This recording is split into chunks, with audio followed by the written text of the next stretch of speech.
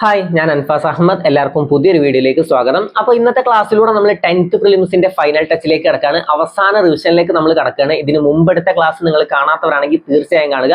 അതിന്റെ ലിങ്ക് നമ്മൾ ഡിസ്ക്രിപ്ഷനിൽ കൊടുത്തിട്ടുണ്ട്. തീർച്ചയായും നിങ്ങൾക്ക് ഉപകരിക്കും. തീർച്ചയായിട്ടും കാണാൻ ശ്രമിക്കുക. അതുപോലെ തന്നെ സിലബസിലെ ഓരോ ഭാഗത്തു നിന്നും ഏറ്റവും ഇമ്പോർട്ടന്റ് ആയിട്ടുള്ള 100 ചോദ്യങ്ങൾ നിങ്ങൾക്ക് ആവശ്യമുണ്ടെങ്കിൽ സിലബസിലെ ഓരോ ഭാഗത്തു നിന്നും ഏറ്റവും ഇമ്പോർട്ടന്റ് ആയിട്ടുള്ള സെലക്ട് ചെയ്ത 100 ചോദ്യങ്ങൾ നിങ്ങൾക്ക് ആവശ്യമുണ്ടെങ്കിൽ തീർച്ചയായും ഡിസ്ക്രിപ്ഷൻ ഒന്ന് ചെക്ക് ചെയ്യുക. ഓരോ ടോപ്പിക്കിൽ നിന്നും ഹിസ്റ്ററി, ജോഗ്രഫി, റെനൈസൻസ്, അങ്ങനെ ഓരോ ഭാഗത്തു നിന്നും ഏറ്റവും ഇമ്പോർട്ടന്റ് ആയിട്ടുള്ള 100 ചോദ്യങ്ങൾ നിങ്ങൾക്ക് ആവശ്യമുണ്ടെങ്കിൽ മാത്രം എത്രയും പെട്ടെന്ന് തന്നെ എക്സാമിന് എത്രയും മുമ്പ് തന്നെ നിങ്ങൾ അത് വാങ്ങാൻ ശ്രമിക്കുക. ഡിസ്ക്രിപ്ഷനിൽ അതിന്റെ മറ്റ് ഡീറ്റെയിൽസ് എല്ലാം നമ്മൾ കൊടുത്തിട്ടുണ്ട്. അപ്പോൾ നമുക്ക് നേരെ നമ്മുടെ ക്ലാസ്സിലേക്ക് കിടക്കാം. ഈ വീഡിയോ നിങ്ങൾക്ക് ഉപകാരപ്പെടുന്ന തോന്നുകയാണെങ്കിൽ മാത്രം ഈ ചാനൽ സബ്സ്ക്രൈബ് ചെയ്യുക. നിങ്ങളുടെ വിലയേറിയ അഭിപ്രായങ്ങൾ തീർച്ചയായും കമന്റായി രേഖപ്പെടുത്തുക. അതുപോലെ തന്നെ നമ്മുടെ ടെലിഗ്രാം ചാനലിൽ ജോയിൻ ചെയ്യാത്തവരാണെങ്കിൽ തീർച്ചയായും ജോയിൻ ചെയ്യാൻ ശ്രമിക്കുക. ഓരോ ക്ലാസിന്റെയും ഡീറ്റെയിൽസും അതുപോലെ തന്നെ നമ്മുടെ മോക്ക് ടെസ്റ്റുകളും എല്ലാം നടക്കുന്നത് നമ്മുടെ ടെലിഗ്രാമിലാണ്. അപ്പോൾ ജോയിൻ ചെയ്യാത്തവരാണെങ്കിൽ തീർച്ചയായും ജോയിൻ ചെയ്യുക. ഇൻസ്റ്റാഗ്രാം അക്കൗണ്ട് ഫോളോ ചെയ്യാൻ താല്പര്യമുള്ളവരാണെങ്കിൽ തീർച്ചയായിട്ടും ഫോളോ ചെയ്യുക. ഓക്കെ, അപ്പോൾ നമുക്ക് നേരെ നമ്മുടെ ക്ലാസ്സിലേക്ക് കിടക്കാം. വീഡിയോ നിങ്ങൾക്ക് ഉപകരിച്ചാൽ തീർച്ചയായും സബ്സ്ക്രൈബ് ചെയ്യാൻ മറക്കരുത്. അപ്പോൾ നമുക്ക് നേരെ നമ്മുടെ ക്ലാസ്സിലേക്ക് കിടക്കാം.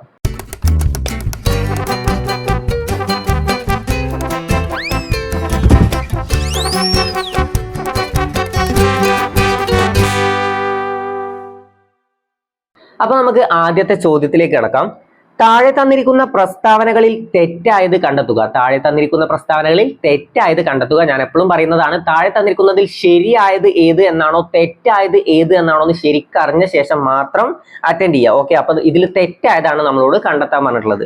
1857 വിപ്ലവം പൊട്ടിപ്പുറപ്പെട്ടത് കാൺപൂരിൽ നിന്നുമാണ്. 1857 വിപ്ലവം അല്ലെങ്കിൽ ഒന്നാം സ്വാതന്ത്ര്യ സമരം പൊട്ടിപ്പുറപ്പെട്ടത് കാൺപൂരിൽ നിന്നുമാണ്. ആണോ? കാൺപൂരിൽ നിന്നുമാണോ 1857 വിപ്ലവം പൊട്ടിപ്പുറപ്പെട്ടത്? അല്ല, 1857 വിപ്ലവം പൊട്ടിപ്പുറപ്പെട്ടത് എവിടെ നിന്നാന്ന് ചോദിച്ചാൽ മീററ്റിൽ നിന്നുമാണ്. എവിടെയാണ് 1857 വിപ്ലവം പൊട്ടിപ്പുറപ്പെട്ടത്? മീററ്റിൽ നിന്നുമാണ്. അപ്പൊ ഒന്നാമത്തെ ഓപ്ഷൻ തെറ്റാണ്. ഒന്ന് തെറ്റാണ്. വിപ്ലവത്തിലെ ആദ്യ രക്തസാക്ഷിയായിരുന്നു മംഗൾ പാണ്ഡെ. അല്ലെ, വിപ്ലവത്തിലെ ആദ്യ രക്തസാക്ഷി ആരാന്ന് ചോദിച്ചാൽ അത് മംഗൾ പാണ്ഡെയാണ്. 1857 വിപ്ലവത്തിലെ ആദ്യ രക്തസാക്ഷി ആര് എന്ന് ചോദിച്ചാൽ അത് മംഗൾ പാണ്ഡെയാണ്. അത് ശരിയാണ്. വിപ്ലവങ്ങളുടെ മാതാവ് എന്നറിയപ്പെടുന്നു. വിപ്ലവങ്ങളുടെ മാതാവ് എന്നറിയപ്പെടുന്നത് 1857 വിപ്ലവമാണോ? 1857 വിപ്ലവമാണോ വിപ്ലവങ്ങളുടെ മാതാവ് എന്നറിയപ്പെടുന്നത്? വിപ്ലവങ്ങളുടെ മാതാവ് എന്നറിയപ്പെടുന്നത് ഫ്രഞ്ച് വിപ്ലവമാണ്. അല്ലെ, ഫ്രഞ്ച് വിപ്ലവമാണ് വിപ്ലവങ്ങളുടെ മാതാവ് എന്നറിയപ്പെടുന്നത്. അപ്പൊ അതും തെറ്റാണ്. ഓക്കെ, അപ്പൊ 1ഉം 3ഉം തെറ്റാണ്. നാലാമത്തെ, കലാപത്തിലെ മുഗൾ ഭരണാധികാരിയായിരുന്നു ബഹദൂർ ഷാ രണ്ടാമൻ. അത് ശരിയാണ് അല്ലെ. കലാപത്തിലെ 1857 വിപ്ലവത്തിലെ മുഗൾ ഭരണാധികാരി ആരായിരുന്നു എന്ന് വെച്ചാൽ ആരാണ്? ബഹദൂർ ഷാ രണ്ടാമനാണ്. അപ്പൊ ഏതൊക്കെയാണ് ഇതിൽ തെറ്റ്? 1ഉം 3ഉമാണ് തെറ്റ്. ഓപ്ഷൻ സി ആണ് നമ്മുടെ ഉത്തരം. ഓപ്ഷൻ സി ആണ് നമ്മുടെ ഉത്തരം. ഓപ്ഷൻ സി 1ഉം 3ഉം. ഓക്കെ, അപ്പൊ നമുക്ക് ഇതിനെ ഡീറ്റെയിൽ ആയിട്ട് ഒന്ന് അറിഞ്ഞാലോ. 1857 വിപ്ലവം പൊട്ടിപ്പുറപ്പെട്ടത് എവിടെ നിന്നാന്ന് ചോദിച്ചാൽ അത് മീററ്റിൽ നിന്നുമാണ്. എവിടെയാണ് 1857 വിപ്ലവം പൊട്ടിപ്പുറപ്പെട്ടത് എവിടെ നിന്നുമാണ്? മീററ്റിൽ നിന്നുമാണ്. മറക്കരുത്, 1857 വിപ്ലവം പൊട്ടിപ്പുറപ്പെട്ടത് മീററ്റിൽ നിന്നുമാണ്. ആദ്യ രക്തസാക്ഷി ആര് എന്ന് ചോദിച്ചാൽ അത് മംഗൾ പാണ്ഡെയാണ്. അല്ലെ, 1857 വിപ്ലവത്തിലെ ആദ്യ രക്തസാക്ഷി ആരാണ്? മംഗൾ പാണ്ഡെയാണ്. വിപ്ലവം പൊട്ടിപ്പുറപ്പെട്ടത് എവിടെ നിന്നാന്ന് ചോദിച്ചാൽ എവിടെയാണ്? മീററ്റിൽ നിന്നുമാണ്. ആദ്യ രക്തസാക്ഷി ആര് എന്ന് ചോദിച്ചാൽ അത് മംഗൾ പാണ്ഡെയാണ്. അത് ക്ലിയർ ആണല്ലോ. ഇനി 1857 വിപ്ലവം എന്തൊക്കെ പേരുകളിലാണ് അറിയപ്പെടുന്നത്? ഒന്നാം സ്വാതന്ത്ര്യ സമരം എന്നറിയപ്പെടുന്നത് 1857 വിപ്ലവമാണ്. അല്ലെ, ആരാണ് ഒന്നാം സ്വാതന്ത്ര്യ സമരം എന്ന് വിശേഷിപ്പിച്ചത്? ആരാണ് ഒന്നാം സ്വാതന്ത്ര്യ സമരം എന്ന് 1857 വിപ്ലവത്തെ വിശേഷിപ്പിച്ചത് ആര് എന്ന് ചോദിച്ചാൽ അത് വി.ഡി. സവർക്കർ ആണ്. അല്ലെ, ആരാണ്? വി.ഡി. സവർക്കർ ആണ് 1857 വിപ്ലവത്തെ എന്താണ് വിശേഷിപ്പിച്ചത്? ഒന്നാം സ്വാതന്ത്ര്യ സമരം എന്ന് വിശേഷിപ്പിച്ചത് ആരാന്ന് ചോദിച്ചാൽ വി.ഡി. സവർക്കർ ആണ്. ഓക്കെ ആണല്ലോ, അത് ക്ലിയർ അല്ലേ? അപ്പൊ ഒന്നാം സ്വാതന്ത്ര്യ സമരം എന്നറിയപ്പെടുന്നു ശിപ്പായി ലഹള എന്നറിയപ്പെടുന്നു. അല്ലെ, ശിപ്പായി ലഹള എന്നറിയപ്പെടുന്നത് ഏതാന്ന് ചോദിച്ചാലും ഏതാണ്? 1857 വിപ്ലവമാണ്. അതുപോലെ തന്നെ ചപ്പാത്തി വിപ്ലവം എന്നും അറിയപ്പെടുന്നു. അല്ലെ, ഒന്നാം സ്വാതന്ത്ര്യ സമരം എന്നറിയപ്പെടുന്നു. പിന്നെന്താണ്? 1857 വിപ്ലവം, ചപ്പാത്തി വിപ്ലവം. അല്ലെ, ചപ്പാത്തി വിപ്ലവം എന്നും ശിപ്പായി ലഹള എന്നും ഒക്കെ അറിയപ്പെടുന്നത് ഏതാന്ന് ചോദിച്ചാൽ ഏതാണ്? 1857 വിപ്ലവമാണ്. അത് ക്ലിയർ ആണല്ലോ. പിന്നെ നമ്മൾ എന്ത് പഠിക്കണം? 1857 വിപ്ലവത്തെ പറ്റി പഠിക്കുമ്പോൾ നമ്മൾ ഇവിടെ എന്താണ് ഓപ്ഷനിൽ നമുക്ക് എന്താണ് കൊടുത്തിട്ടുള്ളത്? എന്താണ് വിപ്ലവങ്ങളുടെ മാതാവ് എന്നറിയപ്പെടുന്നത് 1857 വിപ്ലവമാണെന്ന് കൊടുത്തിട്ടുണ്ടല്ലേ? ശരിയാണോ? അല്ല. ഏതാണ് വിപ്ലവങ്ങളുടെ മാതാവ് എന്നറിയപ്പെടുന്നത്? ഏതാണ് വിപ്ലവങ്ങളുടെ മാതാവ് എന്നറിയപ്പെടുന്നത്? ഫ്രഞ്ച് വിപ്ലവമാണ് അല്ലെ? ഫ്രഞ്ച് വിപ്ലവമാണ് വിപ്ലവങ്ങളുടെ മാതാവ് എന്നറിയപ്പെടുന്നത്. ആരാണ് ഫ്രഞ്ച് വിപ്ലവത്തിന്റെ ശിശു എന്നറിയപ്പെടുന്നത്? ആരാണ് ഫ്രഞ്ച് വിപ്ലവത്തിന്റെ ശിശു എന്നറിയപ്പെടുന്നത്? നെപ്പോളിയൻ ആണ് അല്ലെ? ഫ്രഞ്ച് വിപ്ലവത്തിന്റെ ശിശു എന്നറിയപ്പെടുന്നത് നെപ്പോളിയൻ ആണ്. അപ്പം വിപ്ലവങ്ങളുടെ മാതാവ് ഏത് എന്ന് ചോദിച്ചാൽ അതേതാണ്? ഫ്രഞ്ച് വിപ്ലവമാണ് കേട്ടോ. വിപ്ലവങ്ങളുടെ മാതാവ് എന്നറിയപ്പെടുന്നത് ഫ്രഞ്ച് വിപ്ലവമാണ്. അത് പഠിക്കണം. വിപ്ലവങ്ങളുടെ മാതാവ് എന്നറിയപ്പെടുന്നത് ഫ്രഞ്ച് വിപ്ലവമാണ്. അതുപോലെ തന്നെ രക്തരഹിത വിപ്ലവം, മതപരമായ വിപ്ലവം, കൊട്ടാര വിപ്ലവം, പ്യൂരിറ്റൈൻ വിപ്ലവം, മഹത്തായ വിപ്ലവം എന്നൊക്കെ അറിയപ്പെടുന്ന ഏതാണ്? അത് ഇംഗ്ലണ്ടിലെ വിപ്ലവമാണ് അല്ലെ? ഇംഗ്ലണ്ടിലെ മഹത്തായ വിപ്ലവമാണ് രക്തരഹിത വിപ്ലവം, കൊട്ടാര വിപ്ലവം, മതപരമായ വിപ്ലവം, പ്യൂരിറ്റൈൻ വിപ്ലവം എന്നൊക്കെ അറിയപ്പെടുന്ന ഏതാണ്? ഇംഗ്ലണ്ടിലെ മഹത്തായ വിപ്ലവമാണ്. അപ്പൊ മഹത്തായ വിപ്ലവം എന്നറിയപ്പെടുന്ന ഏതാണ്? ഇംഗ്ലണ്ടിലെ വിപ്ലവമാണ് കേട്ടോ. വിപ്ലവങ്ങളുടെ മാതാവ് എന്നറിയപ്പെടുന്നത് ഫ്രഞ്ച് വിപ്ലവമാണ്. അപ്പോൾ വിപ്ലവം പൊട്ടിപ്പുറപ്പെടുന്നത് എവിടെ നിന്നാണ് നമ്മൾ പഠിച്ചു? മീററ്റിൽ നിന്നുമാണ്. ആദ്യ രക്തസാക്ഷി ആര് എന്ന് ചോദിച്ചാൽ മംഗൾ പാണ്ഡെ. വിപ്ലവങ്ങളുടെ മാതാവ് എന്നറിയപ്പെടുന്നത് ഫ്രഞ്ച് വിപ്ലവമാണ് അല്ലെ? വിപ്ലവങ്ങളുടെ മാതാവ് എന്നറിയപ്പെടുന്നത് ഫ്രഞ്ച് വിപ്ലവമാണ്. 1857 വിപ്ലവം എന്തൊക്കെ പേരിലാണ് അറിയപ്പെടുന്നത്? ഒന്നാം സ്വാതന്ത്ര്യ സമരം, ശിപ്പായി ലഹള, ചപ്പാത്തി വിപ്ലവം എന്നൊക്കെ അറിയപ്പെടുന്നു. ഇനി വിപ്ലവത്തിന്റെ രഹസ്യമുദ്ര എന്താന്ന് ചോദിക്കും? 1857 വിപ്ലവത്തിലെ രഹസ്യമുദ്ര എന്ത് എന്ന് ചോദിച്ചാൽ അതെന്താണ്? ചപ്പാത്തിയും ചുവന്ന താമരയും. എന്താണ്? ചപ്പാത്തിയും ചുവന്ന താമരയും. ചപ്പാത്തിയും ചുവന്ന താമരയുമാണ് 1857 വിപ്ലവത്തിന്റെ രഹസ്യമുദ്ര. ഓക്കെ അല്ലെ? അപ്പൊ 1857 വിപ്ലവത്തിന്റെ രഹസ്യമുദ്ര എന്താണ്? ചപ്പാത്തിയും ചുവന്ന താമരയും. എന്താണ്? ചപ്പാത്തിയും ചുവന്ന താമരയും. ചപ്പാത്തി വിപ്ലവം എന്നറിയപ്പെടുന്ന ഏതാണ്? 1857 വിപ്ലവമാണ്. കലാപത്തിലെ മുഗൾ ഭരണാധികാരിയായിരുന്നു ബഹദൂർ ഷാ രണ്ടാമൻ. ശരിയാണ് അല്ലെ? കലാപകാരികൾ താൽക്കാലിക വിജയത്തെ തുടർന്ന് ഡൽഹിയിൽ രാജാവായി വാഴിച്ചത് ആരെയെന്ന് ചോദിച്ചാലൊക്കെ ആരെയാണ്? ബഹദൂർ ഷാ രണ്ടാമനെയാണ് കേട്ടോ. ആരെയാണ്? ബഹദൂർ ഷാ രണ്ടാമനെയാണ്. ഇനി നമുക്ക് ഓരോ ആളുകളെ കുറിച്ചും പഠിച്ചാലോ? നാനാ സാഹിബ് അല്ലെ? കാൺപൂരിൽ ഓരോ സ്ഥലങ്ങളിലും നേതൃത്വം നൽകിയത് ആരാന്ന് നമ്മൾ പഠിക്കണം. വിപ്ലവത്തിന് ഓരോ സ്ഥലങ്ങളിലും നേതൃത്വം നൽകിയത് ആരാന്ന് എന്തായാലും പഠിച്ചു വെക്കണം. ചിലപ്പോൾ ബോക്സ് ആയിട്ട് ചോദ്യം വരും. ഓക്കെ, അല്ലെങ്കിൽ താഴെ തന്നിരിക്കുന്നതിൽ തെറ്റായ ജോഡി ഏത് എന്ന് ചോദ്യം വരും. അപ്പൊ നമുക്ക് ഓരോന്നും പഠിച്ചാലോ?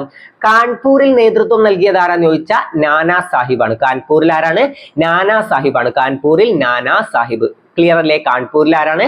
നാനാ സാഹിബാണ്. ഡൽഹിയിൽ ആരായിരുന്നു? ഡൽഹിയിൽ ബക്ത് ഖാൻ ആണ്. ഡൽഹിയിൽ ബക്ത് ഖാനും ബഹദൂർ ഷാ രണ്ടാമനുമാണ്. അപ്പൊ ഡൽഹിയിൽ ആരാണ്? ബക്ത് ഖാൻ. ഡൽഹിയിൽ ബക്ത് ഖാൻ. പിന്നെ ഫൈസാബാദിൽ ആരാന്ന് ചോദിച്ചാൽ അത് മൗലവി അഹമ്മദുള്ള. ഫൈസാബാദിലെ മൗലവി അഹമ്മദുള്ള. ടെൻഷൻ ആവണ്ട, നമുക്ക് ഒന്നുകൂടി റിപ്പീറ്റ് ഇതുവരെ പെർഫെക്റ്റ് ആക്കിയിട്ട് തന്നെ നമുക്ക് പോവാട്ടോ. ഓക്കെ, അപ്പൊ എന്താണ്? കാൺപൂരിൽ നേതൃത്വം നൽകിയത് ആരാന്ന് ചോദിച്ചാൽ നാനാ സാഹിബ്. ഡൽഹിയിൽ ആരാന്ന് ചോദിച്ചാൽ ബക്ത് ഖാൻ. ഫൈസാബാദിൽ ആരാന്ന് ചോദിച്ചാൽ മൗലവി അഹമ്മദുള്ള. ഫൈസാബാദ്. ഓക്കെ, ഫൈസാബാദ് മൗലവി അഹമ്മദുള്ള. ഝാൻസിയിൽ ആരായിരുന്നു? ഝാൻസി നമ്മൾ ഝാൻസി റാണി എന്ന് പഠിച്ചാൽ മതി കേട്ടോ. ഝാൻസി റാണി. ഝാൻസി റാണി. അപ്പൊ അതിൽ തന്നെ ഉണ്ട് ഝാൻസി റാണി. ഝാൻസിയിൽ ആരാണ്? റാണി ലക്ഷ്മിബായി ആണ്. ഝാൻസിയിൽ ആരാന്ന് ചോദിച്ചാൽ റാണി ലക്ഷ്മിബായി ആണ്. അപ്പൊ കാൺപൂരിൽ നാനാ സാഹിബ്. ഡൽഹിയിൽ ആരായിരുന്നു? ഡൽഹിയിൽ ബക്ത് ഖാൻ. ഫൈസാബാദിൽ മൗലവി അഹമ്മദുള്ള. ഝാൻസിയിൽ റാണി ലക്ഷ്മിബായി. ഒന്നും കൂടി നമുക്ക് നോക്കാം. കാൺപൂർ. ഖാൻ. ഓക്കെ, ഖാൻ നാൻ. ഖാൻ നാൻ. ഓക്കെ, ഖാൻ നാൻ എന്ന് എഴുതിയാ പോരെ? അപ്പൊ അത് വെച്ച് നമുക്ക് കണക്ട് ചെയ്യാം.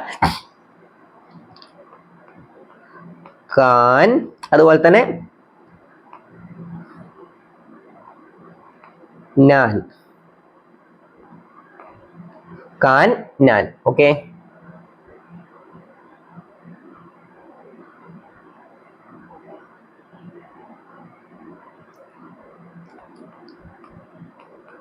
ഖാൻ നാൻ. ഇപ്പൊ രണ്ടിലും ഏകദേശം ഒരു കണക്ഷൻ വരുന്നില്ലേ? ഖാൻ നാൻ. അങ്ങനെ കണക്ഷൻ വരുത്തിയിട്ട് നമുക്ക് പഠിച്ചാൽ അത് കിട്ടും. ഖാൻ നാൻ. കാൺപൂരിൽ ആരാണ്? നാനാ സാഹിബാണ് കേട്ടോ. കാൺപൂരിലെ നാനാ സാഹിബ്. ഇനി ഡൽഹിയിൽ ആരായിരുന്നു? ഡൽഹി ബക്ത് ഖാൻ ആണ്. നമ്മൾ ഇങ്ങനെ ആലോചിച്ചാൽ മതി. ഡൽഹിയിലുള്ളവർക്കൊക്കെ ഭയങ്കര ഭക്തിയാണെന്ന് ആലോചിച്ചാൽ മതി കേട്ടോ. ഡൽഹിയിലുള്ളവർക്കൊക്കെ ഭയങ്കര ഭക്തിയാണ്. അപ്പൊ അങ്ങനെ ആലോചിച്ചാൽ പോരെ? ഡൽഹിയിലുള്ളവർക്കൊക്കെ ഭയങ്കര ഭക്തിയാണെന്ന് ആലോചിച്ചാൽ നമുക്ക് എന്ത് കിട്ടും? ഡൽഹി ബക്ത് ഖാൻ. ഫൈസാബാദ് മൗലവി അഹമ്മദുള്ള. രണ്ടിലും ഒരു മുസ്ലിം ടച്ച് ഇല്ലേ? മൗലവി അഹമ്മദുള്ള, അതും ഫൈസാബാദ് അല്ലേ? ഫൈസാബാദ്. അപ്പൊ അത് വെച്ചിട്ട് ജസ്റ്റ് ഒന്ന് അങ്ങനെ കണക്ട് ചെയ്ത് വെച്ചാൽ മതി. ഫൈസാബാദ് ഒരു മുസ്ലിം ടച്ചിൽ ആലോചിച്ചാൽ നമുക്ക് എന്ത് കിട്ടും? മൗലവി അഹമ്മദുള്ളയാണ് അവിടെ. പിന്നെ ഝാൻസി നമുക്ക് കിട്ടും ഝാൻസി റാണി. ഝാൻസിയിൽ ആരാണ്? റാണി ലക്ഷ്മിബായി. ഓക്കെ, ഝാൻസിയിൽ ആരാന്ന് ചോദിച്ചാൽ റാണി ലക്ഷ്മിബായി ആണ്. പിന്നെ മീററ്റിൽ ആരാണെന്ന് ചോദിക്കും. മീററ്റിലാണ് നമ്മുടെ വിപ്ലവം പൊട്ടി പുറപ്പെട്ടത് അല്ലെ? മീററ്റിലാണ് വിപ്ലവം പൊട്ടി പുറപ്പെട്ടത് നമ്മൾ പഠിച്ചു. വിപ്ലവം അവിടെ തുടങ്ങിയില്ലേ? വിപ്ലവം പൊട്ടി പുറപ്പെട്ട നമ്മൾ എന്ത് പറയും? ഖതം, ടാറ്റ, ബൈ ബൈ. അപ്പൊ എന്താണ്? മീററ്റിൽ നേതൃത്വം നൽകിയത് ആരാന്ന് ചോദിച്ചാൽ കഥം സിംഗ് ആണ്. കഥം. മീററ്റിൽ വിപ്ലവം പൊട്ടി പുറപ്പെട്ടു. അപ്പൊ നമ്മൾ എന്ത് പറയും? ഖതം. കഴിഞ്ഞു. ഓക്കെ, അപ്പൊ മീററ്റിലാണ് വിപ്ലവം പൊട്ടി പുറപ്പെട്ടു. അപ്പൊ കഥം എന്ന് ആലോചിച്ചാൽ കഥം സിംഗ് ആണ് നമ്മുടെ ഉത്തരം. അപ്പൊ ഏതൊക്കെ പഠിച്ചു? കാൻ, കാൻ നാൻ അല്ലെ, കാൻ നാൻ നമ്മൾ പഠിച്ചു. അപ്പൊ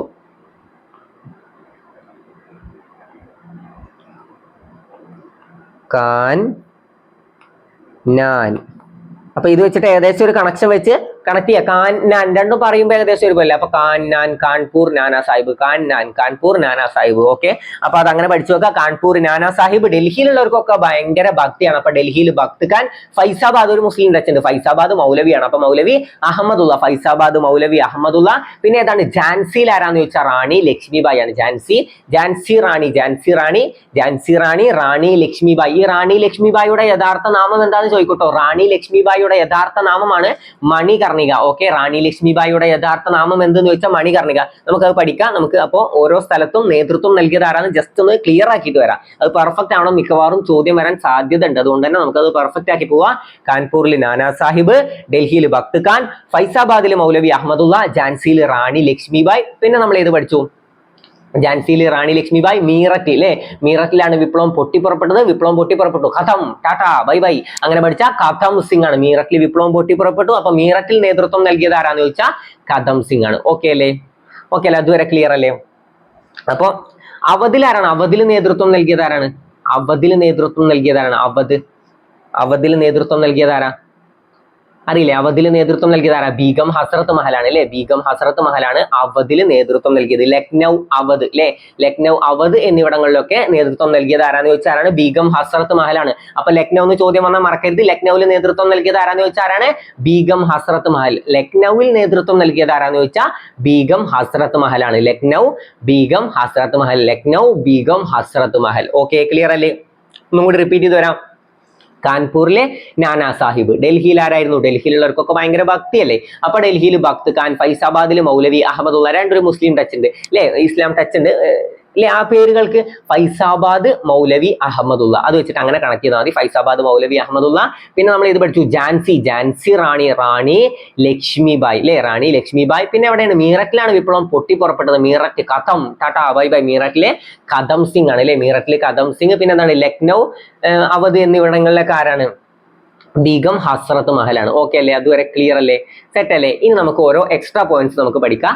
റാണി ലക്ഷ്മിബായിയുടെ യഥാർത്ഥ നാമം എന്തെന്ന് ചോദിച്ചാൽ എന്താണ്? അത് മണികർണിക എന്നാണ് കേട്ടോ. റാണി ലക്ഷ്മിബായിയുടെ യഥാർത്ഥ നാമമാണ് മണികർണിക. റാണി ലക്ഷ്മിബായിയുടെ യഥാർത്ഥ നാമം എന്താണ്? മണികർണിക. ഓക്കെ, വിപ്ലവകാരികളുടെ സമുന്നത നേതാവ് എന്ന് റാണി ലക്ഷ്മിബായിയെ വിശേഷിപ്പിച്ചത് ആരാന്ന് ചോദിക്കൂട്ടോ. വിപ്ലവകാരികളുടെ സമുന്നത നേതാവ് എന്ന് റാണി ലക്ഷ്മിബായിയെ വിശേഷിപ്പിച്ചത് ആരാണ്? അതാരാണ്? ഹ്യൂഗ് റോസ് ആണ്. വിപ്ലവകാരികളുടെ സമുന്നത നേതാവ് എന്ന് റാണി ലക്ഷ്മിബായിയെ വിശേഷിപ്പിച്ചത് ആര് എന്ന് ചോദിച്ചാലും, റാണി ലക്ഷ്മിബായിയെ പരാജയപ്പെടുത്തിയത് ആര് എന്ന് ചോദിച്ചാലും, അല്ലെങ്കിൽ വധിച്ചത് ആര് എന്ന് ചോദിച്ചാലും ആരാണ്?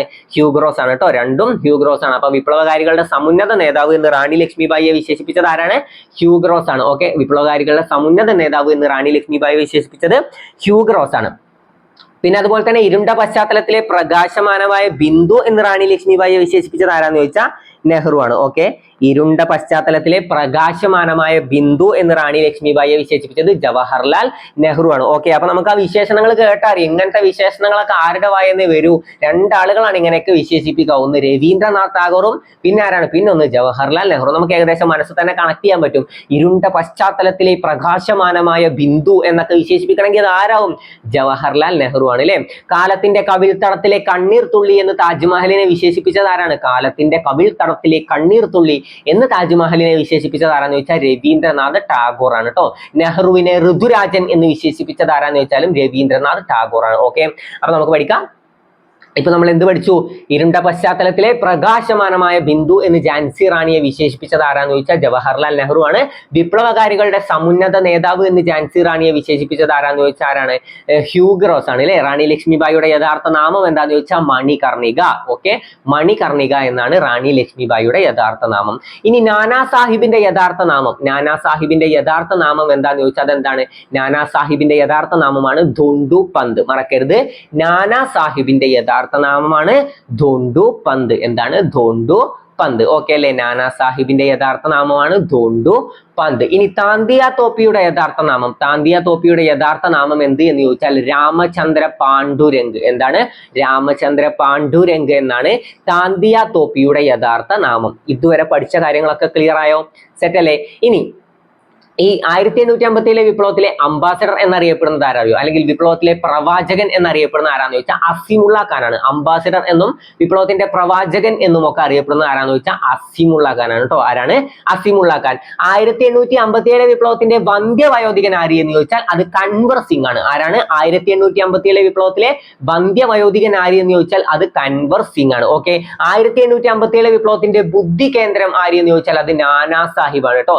1857 വിപ്ലവത്തിന്റെ ബുദ്ധി കേന്ദ്രമാണ് നാനാ സാഹിബ്. അതുവരെ ക്ലിയർ അല്ലേ? അപ്പൊ 1857 വിപ്ലവത്തിലെ ബുദ്ധി കേന്ദ്രം എന്നറിയപ്പെടുന്നത് നാനാ സാഹിബ്, വന്ധ്യവയോധികൻ എന്നറിയപ്പെടുന്നത് കൻവർ സിംഗ്, പ്രവാചകൻ അംബാസഡർ എന്നൊക്കെ അറിയപ്പെടുന്ന ആരാന്ന് ചോദിച്ചാൽ അസിമുള്ള ഖാനാണ്. വിപ്ലവത്തിലെ മുഗൾ രാജാവ് ആരാന്ന് ചോദിച്ചാൽ, മുഗൾ ഭരണാധികാരി ആരാന്ന് ചോദിച്ചാൽ അത് ബഹദൂർ ഷാ രണ്ടാമനാണ്. ഓക്കെ, അതുവരെ ക്ലിയർ അല്ലേ? ഇനി ബഹദൂർ ഷാ രണ്ടാമനെ നാട് കടത്തിയത് എങ്ങോട്ടാണ്? റങ്കൂണിലേക്കാണ് കേട്ടോ. ബഹദൂർ ഷാ രണ്ടാമനെ നാട് കടത്തിയത്.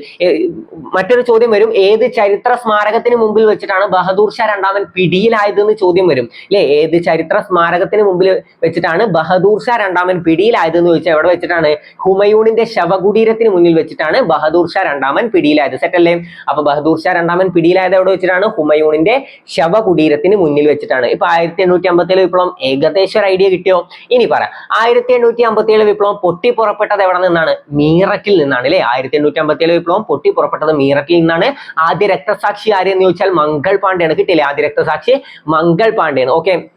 ഇനി വിപ്ലവത്തിന്റെ മറ്റു പേരുകൾ എന്തൊക്കെയാണ്? ഒന്നാം സ്വാതന്ത്ര്യ സമരം എന്ന് വിശേഷിപ്പിച്ചത് ആരാണ്? 1857 വിപ്ലവത്തെ ഒന്നാം സ്വാതന്ത്ര്യ സമരം എന്ന് വിശേഷിപ്പിച്ചത് VD സവർക്കർ ആണ് അല്ലെ? VD സവർക്കർ ആണ് 1857 വിപ്ലവത്തെ ഒന്നാം സ്വാതന്ത്ര്യ സമരം എന്ന് വിശേഷിപ്പിച്ചത്. ഓക്കെ അല്ലെ? ഒന്നാം സ്വാതന്ത്ര്യ സമരം എന്ന് വിശേഷിപ്പിച്ചത്, ആ പേര് പഠിക്കണം, VD സവർക്കർ. VD സവർക്കർ ആണ് ഒന്നാം സ്വാതന്ത്ര്യ സമരം എന്ന് വിശേഷിപ്പിച്ചത്. ഇനി മറ്റു പേരെന്താണ്? ശിപ്പായി ലഹള. ശിപ്പായി ലഹള എന്ന് വിശേഷിപ്പിച്ചത് ബ്രിട്ടീഷുകാരാണ്. ശിപ്പായി ലഹള എന്ന് വിശേഷിപ്പിച്ചത് ആരാന്ന് ചോദിച്ചാൽ ബ്രിട്ടീഷുകാരാണ്.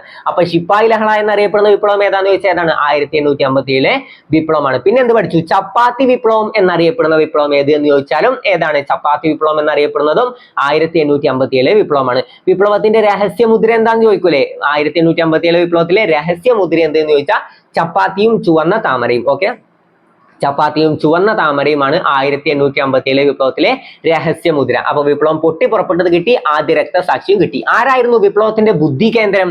1857 വിപ്ലവത്തിന്റെ ബുദ്ധി കേന്ദ്രം എന്നറിയപ്പെടുന്നത് നാനാ സാഹിബാണ്. നാനാ സാഹിബാണ്. നാനാ സാഹിബ് എവിടെയാണ് നേതൃത്വം നൽകിയത്? നാനാ സാഹിബ് കാൺപൂരിലാണ് അല്ലെ? കാൺപൂരിലെ നാനാ സാഹിബാണ് നേതൃത്വം നൽകിയത്. അപ്പൊ കാൺപൂർ നാനാ സാഹിബ്. ഡൽഹിയിൽ ആരായിരുന്നു? ഡൽഹിയിലുള്ളവർക്കൊക്കെ ഭയങ്കര ഭക്തിയാണ്. അപ്പൊ ഡൽഹിയിൽ ആരാന്ന് വെച്ചാൽ ഡൽഹിയിൽ ഭക്ത് ഖാനാണ്. ഫൈസാബാദിൽ ആരാന്ന് വെച്ചാൽ മൗലവി അഹമ്മദുള്ള. ഝാൻസിയിൽ ആരാന്ന് വെച്ചാൽ റാണി ലക്ഷ്മിബായി. പിന്നെ നമ്മൾ ഇത് പഠിച്ചു, മീററ്റിലാണ് വിപ്ലവം പൊട്ടിപ്പുറപ്പെടുന്നത്. മീററ്റിൽ ആരായിരുന്നു? കഥം സിംഗ്. ഫൈസാബാദിൽ ആരാന്ന് വെച്ചാൽ മൗലവി അഹമ്മദുള്ള. എല്ലാം ക്ലിയർ അല്ലേ? ഇതുവരെ പഠിച്ച ഇത്രയും കാര്യങ്ങൾ ക്ലിയർ ആണല്ലോ. ലക്നൗ, അവധ് എന്നിവ ബീഗം ഹസ്രത്ത് മഹൽ. ലക്നൗ, ആഗ്ര ബീഗം ഹസ്രത്ത് മഹലാണ് കേട്ടോ. ബീഗം ഹസ്രത്ത് മഹലാണ്. അതുവരെയും ക്ലിയർ അല്ലേ? ഇതുവരെ പഠിച്ച ഇത്ര കാര്യങ്ങൾ നിങ്ങൾക്ക് സെറ്റ് അല്ലേ? പിന്നെ നമ്മൾ എന്ത് പഠിച്ചു? വിപ്ലവത്തിന്റെ ബുദ്ധി കേന്ദ്രം നമുക്കറിയാം നാനാ സാഹിബാണ്. വിപ്ലവത്തിലെ വന്ധ്യവയോധികൻ എന്നറിയപ്പെടുന്നത് കൻവർ സിംഗ് ആണ് കേട്ടോ. കൻവർ സിംഗ് ആണ് വിപ്ലവത്തിന്റെ വന്ധ്യവയോധികൻ. ഓക്കെ, വിപ്ലവത്തിന്റെ ബീഹാറിൽ കൻവർ സിംഗ് ആണ് കേട്ടോ നേതൃത്വം നൽകിയത്. ബീഹാറിൽ നേതൃത്വം നൽകിയത് ആരെന്ന് ചോദിച്ചാൽ കൻവർ സിംഗ് ആണ്. അത് പഠിച്ചു വെക്കണേ. സോറി, ഞാൻ പറയാൻ വിട്ടുപോയി. ബീഹാറിൽ നേതൃത്വം നൽകിയത് ആരെന്ന് ചോദിച്ചാൽ കൻവർ സിംഗ് ആണ്. അപ്പൊ ഒന്നുകൂടി നമുക്ക് റിപ്പീറ്റ് ചെയ്യാം. കാൺപൂരിലെ നാനാ സാഹിബ്, ഡൽഹി ഭക്ത് ഖാൻ, ഫൈസാബാദ് മൗലവി അഹമ്മദുള്ള, ബീഹാറിൽ കൻവർ സിംഗ്. പിന്നെ നമ്മൾ ഇത് പഠിച്ചു, ഝാൻസിയിൽ റാണി ലക്ഷ്മിബായി, ലക്നൗ, ആഗ്ര ബീഗം ഹസ്രത്ത് മഹൽ. ഓക്കെ, അപ്പൊ അതുവരെ ക്ലിയർ ആണല്ലോ. എവിടേക്ക് ആരൊക്കെ നേതൃത്വം നൽകിയത് എന്തായാലും അറിഞ്ഞു വെക്കണം. മീററ്റിൽ ആരാന്ന് ചോദിച്ചാൽ കഥം സിംഗ്. മീററ്റിൽ വിപ്ലവം പൊട്ടിപ്പുറപ്പെട്ടു. ഖതം, ടാറ്റാ, ബൈ ബൈ. അപ്പൊ വിപ്ലവത്തിന്റെ വന്ധ്യവയോധികൻ എന്നറിയപ്പെടുന്ന ആരാന്ന് ചോദിച്ചാൽ കൻവർ സിംഗ് ആണ്. വിപ്ലവത്തിന്റെ ബുദ്ധി കേന്ദ്രം നാനാ സാഹിബാണ്. വിപ്ലവത്തിന്റെ പ്രവാചകൻ അല്ലെങ്കിൽ അംബാസഡർ എന്നൊക്കെ അറിയപ്പെടുന്ന ആരാന്ന് ചോദിച്ചാൽ അസിമുള്ള ഖാനാണ് കേട്ടോ. ആരാണ്? അസിമുള്ള ഖാനാണ്. പിന്നെ ബഹദൂർ ഷാ രണ്ടാമനാണ് വിപ്ലവത്തിലെ മുഗൾ ഭരണാധികാരി. താൽക്കാലിക വിജയത്തെ തുടർന്ന് കലാപകാരികൾ രാജാവായി വാഴിച്ചത് ആരെന്ന് ചോദിച്ചാലൊക്കെ ആരാണ്? ബഹദൂർ ഷാ രണ്ടാമനെയാണ്. ഓക്കെ, ബഹദൂർ ഷാ രണ്ടാമനാണ്. അതും ക്ലിയർ ആയല്ലോ. ഇനി ബഹദൂർ ഷാ രണ്ടാമൻ പിടിയിലായത് ഏത് ചരിത്ര സ്മാരകത്തിന് മുമ്പിൽ വെച്ചിട്ടാണെന്ന് ചോദിച്ചാൽ എവിടെ വെച്ചിട്ടാണ്? ഹുമയൂണിന്റെ ശവകുടീരത്തിന് മുന്നിൽ വെച്ചിട്ടാണ്. ഓക്കെ, ബഹദൂർ ഷാ രണ്ടാമനെ നാടു കടത്തിയത് എങ്ങോട്ടാണെന്ന് ചോദിച്ചാൽ റങ്കൂണിലേക്കാണ്. എവിടേക്കാണ്? റങ്കൂണിലേക്കാണ് ബഹദൂർ ഷാ രണ്ടാമനെ നാടുകടത്തിയത്. ഇതുവരെ എത്ര കാര്യങ്ങൾ ക്ലിയർ അല്ലേ? പിന്നെ ഓരോരുത്തരും യഥാർത്ഥ നാമങ്ങളൊന്ന് അറിഞ്ഞു വെക്കുക. റാണി ലക്ഷ്മിബായിയുടെ യഥാർത്ഥ നാമമാണ് മണികർണിക, നാനാ സാഹിബിന്റെ യഥാർത്ഥ നാമമാണ് ധോണ്ടു പന്ത്, താന്തിയ തോപ്പിയുടെ യഥാർത്ഥമാണ് രാമചന്ദ്ര പാണ്ഡുരംഗ്. ഇതുവരെ ഇത്ര കാര്യങ്ങൾ 1857 വിപ്ലവം ക്ലിയർ ആയല്ലോ. ഒന്നാം സ്വാതന്ത്ര്യ സമരം ക്ലിയർ അല്ലേ? സെറ്റ് അല്ലേ? അപ്പൊ നമുക്ക് അടുത്ത ചോദ്യത്തിലേക്ക് കടക്കാം. ഓക്കെ, എത്ര ദിവസം കൊണ്ടാണ് ഇന്ത്യൻ ഭരണഘടന രൂപീകൃതമായത്? എത്ര ദിവസം കൊണ്ടാണ് ഇന്ത്യൻ ഭരണഘടന രൂപീകൃതമായത്? എത്ര ദിവസം കൊണ്ടാണ്? 2 വർഷം 11 മാസം 17 ദിവസം, 2 വർഷം 10 മാസം 8 ദിവസം, 1 വർഷം 3 വർഷം 11 മാസം 7 ദിവസം. ഇത് വളരെ ഇമ്പോർട്ടന്റ് ആണ്. ഭരണഘടന എത്ര ദിവസം കൊണ്ട് രൂപീകൃതമായത് നമ്മൾ അറിഞ്ഞിരിക്കണം. ഏതാണ്? 2 വർഷം 11 മാസം 17 ദിവസം. ഓക്കെ, ഈ ആണ് കേട്ടോ. ഈ അല്ലെങ്കിൽ ഓപ്ഷൻ എ ആണ് ഉത്തരം. ഓപ്ഷൻ എ ഇവിടെ ഈ ആണെന്ന് വന്നിട്ടുള്ളത്. 2 വർഷം 11 മാസം 17 ദിവസം. ഉത്തരം കിട്ടിയല്ലോ. 2 വർഷം 11 മാസം 17 ദിവസം കൊണ്ടാണ് ഇന്ത്യൻ ഭരണഘടന രൂപീകൃതമായത്. അപ്പൊ നമുക്ക് ഭരണഘടന പറ്റിയിട്ടുള്ള ബേസിക് കാര്യങ്ങളൊന്ന് അറിഞ്ഞിരിക്കാം. ആരാണ് ഇന്ത്യൻ ഭരണഘടനയുടെ പിതാവ്? ഇന്ത്യൻ ഭരണഘടനയുടെ പിതാവ് എന്നറിയപ്പെടുന്നത് ആരാണ്? ഇന്ത്യൻ ഭരണഘടനയുടെ പിതാവ് എന്നറിയപ്പെടുന്നത് ഡോക്ടർ ഭീം റാവു അംബേദ്കർ അല്ലെങ്കിൽ ഡോക്ടർ BR അംബേദ്കർ ആണ് അല്ലെ. ആധുനിക മനു എന്നറിയപ്പെടുന്നത് ആരാന്ന് ചോദിച്ചാൽ ഡോക്ടർ BR അംബേദ്കർ ആണ് അല്ലെ. ആധുനിക മനു എന്നറിയപ്പെടുന്ന ആരാണ്? ഡോക്ടർ BR അംബേദ്കർ ആണ്. കാളയെ പോലെ പണിയെടുക്കുക, മുനിയെ പോലെ ജീവിക്കുക എന്ന് പറഞ്ഞത് ആരാണ്? അത് ഡോക്ടർ BR അംബേദ്കർ ആണ്. അപ്പൊ ഇന്ത്യൻ ഭരണഘടനയുടെ പിതാവ് ആര് എന്ന് ചോദിച്ചാൽ ഡോക്ടർ ഭീം റാവു അംബേദ്കർ ആണ്. എന്നാൽ ഇന്ത്യക്ക് ഒരു ഭരണഘടന വേണമെന്ന് ആദ്യം ആവശ്യപ്പെട്ട വ്യക്തി ആരാണ്? ഇന്ത്യക്ക് ഒരു ഭരണഘടന വേണമെന്ന് ആദ്യം ആവശ്യപ്പെട്ട വ്യക്തി ആരാന്ന് ചോദിച്ചാൽ ആരാണ്? MN റോയ് ആണ്. ഓക്കെ, ഇന്ത്യക്ക് ഒരു ഭരണഘടന എന്ന ആശയം ആദ്യമായി മുന്നോട്ട് വെച്ചത് ആരാണ്? MN റോയ് ആണ്. ആരാണ്? MN റോയ് ആണ് ഇന്ത്യക്ക് ഒരു ഭരണഘടന വേണമെന്ന് ആദ്യം ആവശ്യപ്പെട്ടത്. ആരാണ്? MN റോയ് ആണ്. മനം നൊന്ത് റോയ്, അങ്ങനെ പഠിച്ചാൽ മതി കേട്ടോ. MN എന്നുള്ളതിനെ ഫുൾ ആക്കിയിട്ട് ഇങ്ങനെ പഠിച്ചാൽ മതി. മനം നൊന്ത്, കാരണം ബാക്കി രാജ്യങ്ങൾക്കൊക്കെ ഉണ്ട് ഭരണഘടന, എന്റെ രാജ്യത്തിന് മാത്രമല്ല. അപ്പൊ മനം നൊന്തിട്ട് റോയ് പറയാണ് എന്റെ രാജ്യത്തിനും ഭരണഘടന വേണം. അപ്പൊ ആദ്യം ആവശ്യപ്പെട്ടത് ആരാണ്? MN റോയ്. മനം നൊന്ത് റോയ് പറയാണ് എന്റെ രാജ്യത്തിനും ഭരണഘടന വേണം. ഓക്കെ, ക്ലിയർ അല്ലേ? ഇനി ആദ്യം ആവശ്യപ്പെട്ട പാർട്ടി ഏതാണെന്നറിയോ? ഇന്ത്യക്ക് ഒരു ഭരണഘടന എന്ന ആവശ്യം ആദ്യമായി മുന്നോട്ട് വെച്ച പാർട്ടി ഏതാന്ന് ചോദിച്ചാൽ അത് സ്വരാജ് പാർട്ടിയാണ്. ഏതാണ്? സ്വരാജ് പാർട്ടിയാണ് കേട്ടോ. ഇന്ത്യക്ക് ഒരു ഭരണഘടന എന്ന ആശയം മുന്നോട്ട് വെച്ച പാർട്ടി ആദ്യം ആവശ്യപ്പെട്ട പാർട്ടി ഏതാന്ന് ചോദിച്ചാൽ അത് സ്വരാജ് പാർട്ടിയാണ്. ഓക്കെ, ഇനി നമുക്ക് ഭരണഘടനാ നിർമ്മാണ സമിതിയെ പറ്റി ഒന്ന് ഡീറ്റെയിൽ ആയിട്ട് ഒന്ന് ജസ്റ്റ് ഒന്ന് അറിഞ്ഞിരിക്കാം. ഭരണഘടനാ നിർമ്മാണ സഭയിലെ താൽക്കാലിക അധ്യക്ഷൻ ആരായിരുന്നു അറിയോ? ഭരണഘടനാ നിർമ്മാണ സഭയിലെ ആദ്യ അധ്യക്ഷൻ ആര് എന്ന് ചോദിച്ചാലും അല്ലെങ്കിൽ താൽക്കാലിക അധ്യക്ഷൻ ആര് എന്ന് ചോദിച്ചാലും ആരാണ്? ഡോക്ടർ സച്ചിദാനന്ദ സിൻഹയാണ്. ഭരണഘടനാ നിർമ്മാണ സഭയിലെ ആദ്യ താൽക്കാലിക അധ്യക്ഷൻ അല്ലെങ്കിൽ ആദ്യ അധ്യക്ഷൻ എന്ന് ചോദിച്ചാൽ ആരാണ്? അത് ഡോക്ടർ സച്ചിദാനന്ദ സിൻഹയാണ്. ആദ്യ സ്ഥിര അധ്യക്ഷൻ ആര് എന്ന് പ്രത്യേകം ചോദിക്കുകയാണെങ്കിൽ അതാരാണ്? ഡോക്ടർ രാജേന്ദ്ര പ്രസാദ് ആണ് അല്ലെ. ഡോക്ടർ രാജേന്ദ്ര പ്രസാദ് ആണ് ഭരണഘടനാ നിർമ്മാണ സഭയിലെ ആദ്യ സ്ഥിരാധ്യക്ഷൻ. എന്താണ് അറിയപ്പെടുന്നത്? ബീഹാർ ഗാന്ധി എന്നറിയപ്പെടുന്ന ആര് എന്ന് ചോദിച്ചാൽ ഡോക്ടർ രാജേന്ദ്ര പ്രസാദ് ആണ്. അപ്പൊ അത് ക്ലിയർ ആയല്ലോ. എത്ര ദിവസം കൊണ്ടാണ് ഭരണഘടന രൂപീകൃതമായത്?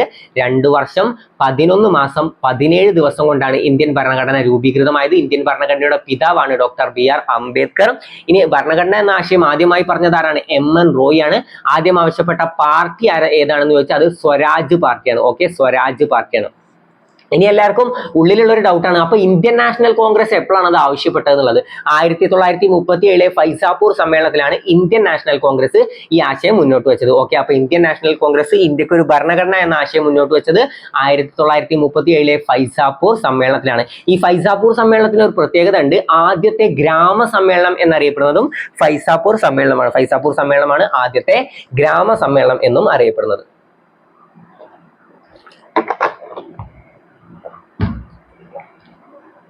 അപ്പൊ ഇന്ത്യക്ക് ഒരു ഭരണഘടന എന്ന ആശയം ആദ്യം മുന്നോട്ട് വെച്ച വ്യക്തി ആരാണ്? അത് MN റോയ് ആണ് അല്ലെ. മനം നൊന്ത് റോയ് പറയാണ്. ആദ്യം ആവശ്യപ്പെട്ട പാർട്ടി ഏതാന്ന് ചോദിച്ചാൽ അത് സ്വരാജ് പാർട്ടിയാണ് കേട്ടോ.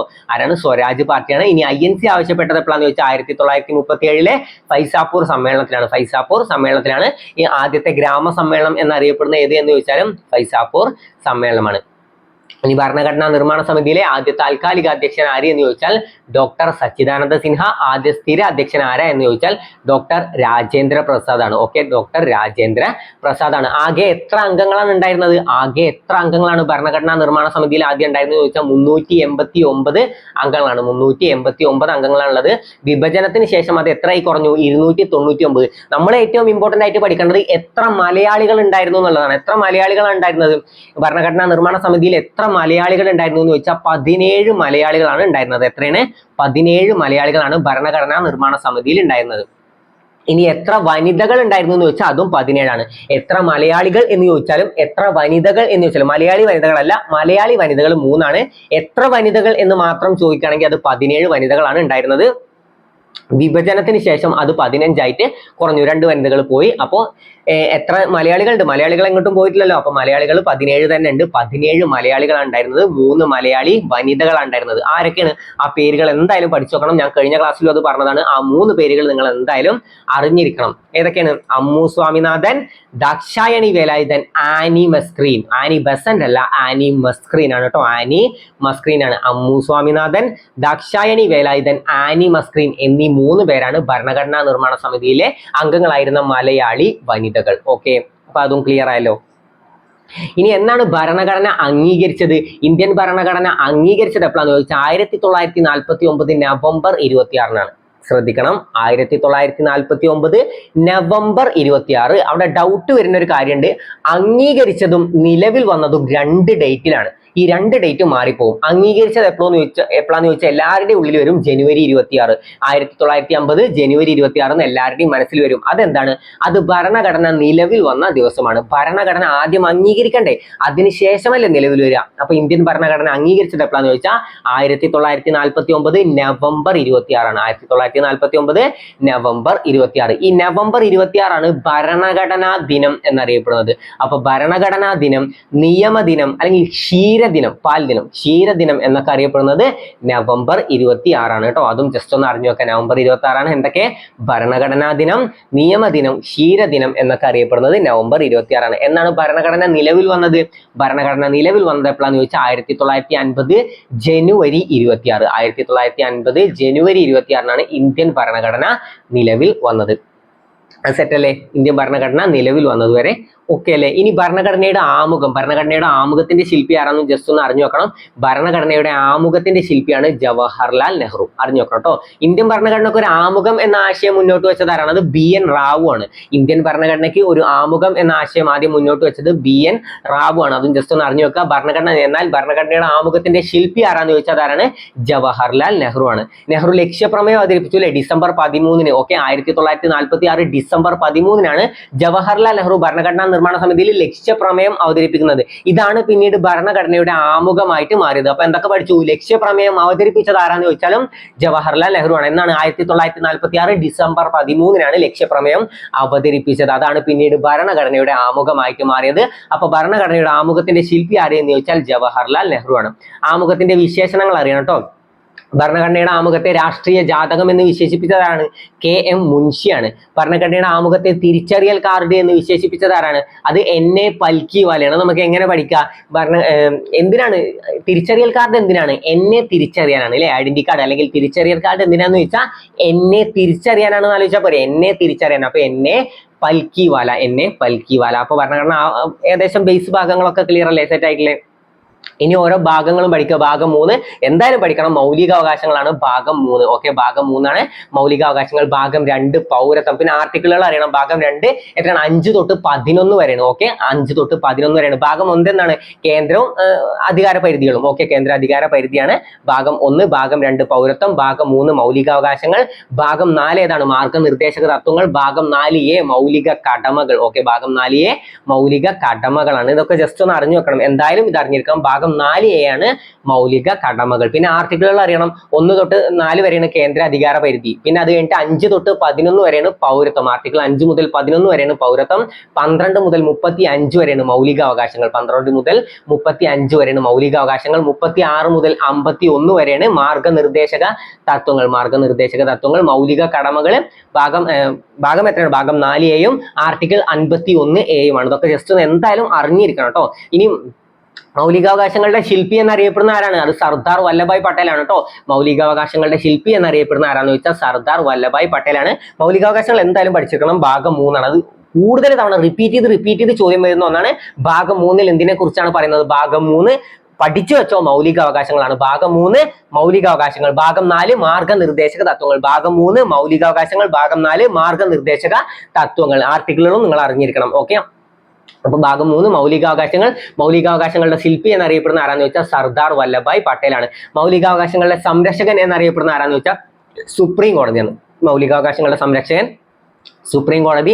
മൗലികാവകാശങ്ങളുടെ ശില്പി ആരെന്ന് ചോദിച്ചാൽ ആരാണ്? സർദാർ വല്ലഭായ് പട്ടേലാണ്. ഇന്ത്യയുടെ ഉരുക്കു മനുഷ്യൻ എന്നറിയപ്പെടുന്ന ആരാന്ന് വെച്ചാൽ സർദാർ വല്ലഭായ് പട്ടേലാണ്. ഇന്ത്യയുടെ ഉരുക്കു മനുഷ്യൻ എന്നറിയപ്പെടുന്ന ആരാന്ന് വെച്ചാൽ സർദാർ വല്ലഭായ് പട്ടേലാണ്. ആരാണ് തിരുവിതാംകൂറിന്റെ ഉരുക്കു മനുഷ്യൻ എന്നറിയപ്പെടുന്നത്? തിരുവിതാംകൂറിന്റെ ഉരുക്കു മനുഷ്യൻ എന്നറിയപ്പെടുന്നത് മാർത്താണ്ഡവർമ്മയാണ് അല്ലെ. തിരുവിതാംകൂറിന്റെ ഉരുക്കു മനുഷ്യൻ എന്നറിയപ്പെടുന്ന ആരെന്ന് ചോദിച്ചാൽ മാർത്താണ്ഡവർമ്മയാണ്. നമ്മൾ കഴിഞ്ഞ ക്ലാസ്സിൽ കുളച്ചൽ യുദ്ധം പഠിക്കുമ്പോൾ അതിന്റെ ഒപ്പം നമ്മൾ പറഞ്ഞതാണ് അല്ലെ, തിരുവിതാംകൂറിന്റെ ഉരുക്കു മനുഷ്യൻ എന്നറിയപ്പെടുന്ന ആരാന്ന് വെച്ചാൽ ആരാണ്? മാർത്താണ്ഡവർമ്മയാണ്. ആരാണ് ഇന്ത്യയുടെ ഉരുക്കു വനിത എന്നറിയപ്പെടുന്നത്? ഇന്ത്യയുടെ ഉരുക്കു വനിത എന്നറിയപ്പെടുന്നത് ഇന്ദിരാഗാന്ധിയാണ് കേട്ടോ. ഇന്ത്യയുടെ ഉരുക്കു വനിത എന്നറിയപ്പെടുന്നത് ഇന്ദിരാഗാന്ധിയാണ്. എന്നാൽ ഇന്ത്യയുടെ മകൾ എന്നറിയപ്പെടുന്നത് ആരാന്ന് വെച്ചാൽ മാഡം ഭിക്കാജി കാമയാണ്. ഇന്ത്യയുടെ മകൾ എന്നറിയപ്പെടുന്ന ആരാണ്? മാഡം ഭിക്കാജി കാമ. ഇന്ത്യയിൽ വിപ്ലവങ്ങളുടെ മാതാവ് എന്നറിയപ്പെടുന്ന ആരാന്ന് ചോദിച്ചാലും മാഡം ഭിക്കാജി കാമയാണ്. എന്താണ്? ഇന്ത്യയിൽ വിപ്ലവങ്ങളുടെ മാതാവ് എന്നറിയപ്പെടുന്നത് ആരെന്ന് ചോദിച്ചാലും മാഡം ഭിക്കാജി കാമയാണ്. ഓക്കെ, വിപ്ലവങ്ങളുടെ മാതാവ് ആരാണ്? നമ്മൾ പഠിച്ചു. വിപ്ലവങ്ങളുടെ മാതാവ് എന്നറിയപ്പെടുന്ന വിപ്ലവം ഏതാണ്? വിപ്ലവങ്ങളുടെ മാതാവ് എന്നറിയപ്പെടുന്ന വിപ്ലവമാണ് ഫ്രഞ്ച് വിപ്ലവം അല്ലെ. ഫ്രഞ്ച് വിപ്ലവം. ഫ്രഞ്ച് വിപ്ലവത്തിന്റെ ശിശു എന്നറിയപ്പെടുന്നത് ആരെന്ന് ചോദിച്ചാൽ അത് നെപ്പോളിയൻ ആണ് അല്ലെ. ഫ്രഞ്ച് വിപ്ലവത്തിന്റെ ശിശു എന്നറിയപ്പെടുന്ന ആരാണ്? നെപ്പോളിയൻ ആണ്. നെപ്പോളിയന്റെ വാക്കുകൾ നമ്മൾ അറിഞ്ഞിരിക്കണ്ടേ? നിങ്ങൾ എനിക്ക് നല്ല അമ്മമാരെ തരൂ, ഞാൻ നിങ്ങൾക്ക് നല്ല രാഷ്ട്രം തരാം എന്ന് പറഞ്ഞത് ആരാണ്? നെപ്പോളിയൻ ബോണപ്പാർട്ടാണ്. നെപ്പോളിയനെ പരാജയപ്പെടുത്തിയ യുദ്ധം ഏതാന്ന് ചോദിക്കും. 1815 വാട്ടർലൂ യുദ്ധത്തിലാണ് നെപ്പോളിയനെ പരാജയപ്പെടുത്തിയത് അല്ലെ. 1815 വാട്ടർലൂ യുദ്ധത്തിൽ ആരാണ് നെപ്പോളിയനെ പരാജയപ്പെടുത്തിയത്? ആർത്തർ വെല്ലസ്ലി ആണല്ലേ. ആർത്തർ വെല്ലസ്ലിയാണ് നെപ്പോളിയനെ പരാജയപ്പെടുത്തിയത്. ഡ്യൂക്ക് ഓഫ് വെല്ലിംഗ്ടൺ എന്നറിയപ്പെടുന്നത് ആരാന്ന് ചോദിച്ചാൽ ആർത്തർ വെല്ലസ്ലിയാണ്. രണ്ടാം പഴശ്ശി കലാപ സമയത്തെ ബ്രിട്ടീഷ് പട്ടാള സൈന്യാധിപൻ ആരാന്ന് ചോദിച്ചാലും ആർത്തർ വെല്ലസ്ലിയാണ്. അപ്പൊ 1815 വാട്ടർലൂ യുദ്ധം, ആ യുദ്ധം പഠിച്ചു വെക്കണം. നെപ്പോളിയനെ പരാജയപ്പെടുത്തിയ യുദ്ധം ഏതാന്ന് ചോദിച്ചാൽ 1815 വാട്ടർലൂ യുദ്ധമാണ്. വാട്ടർലൂ യുദ്ധം. നിങ്ങൾ എനിക്ക് നല്ല അമ്മമാരെ തരൂ, ഞാൻ നിങ്ങൾക്ക് നല്ല രാഷ്ട്രം തരാമെന്ന് പറഞ്ഞത് ആരാന്ന് ചോദിച്ചാൽ നെപ്പോളിയൻ ആണ്. നിങ്ങൾ എനിക്ക് രക്തം തരൂ, ഞാൻ നിങ്ങൾക്ക് സ്വാതന്ത്ര്യം തരാമെന്ന് പറഞ്ഞത് ആരാണ്? അത് സുഭാഷ് ചന്ദ്രബോസ് ആണ്. നിങ്ങൾ എനിക്ക് രക്തം തരൂ, ഞാൻ നിങ്ങൾക്ക് സ്വാതന്ത്ര്യം തരാമെന്ന് പറഞ്ഞത് ആരാന്ന് വെച്ചാൽ സുഭാഷ് ചന്ദ്രബോസ് ആണ്. അപ്പൊ അതുവരെയൊക്കെ സെറ്റ് അല്ലേ? ഭരണഘടനയെ പറ്റിയുള്ള ഏകദേശം ഡീറ്റെയിൽസ് ഒക്കെ കിട്ടിയേ.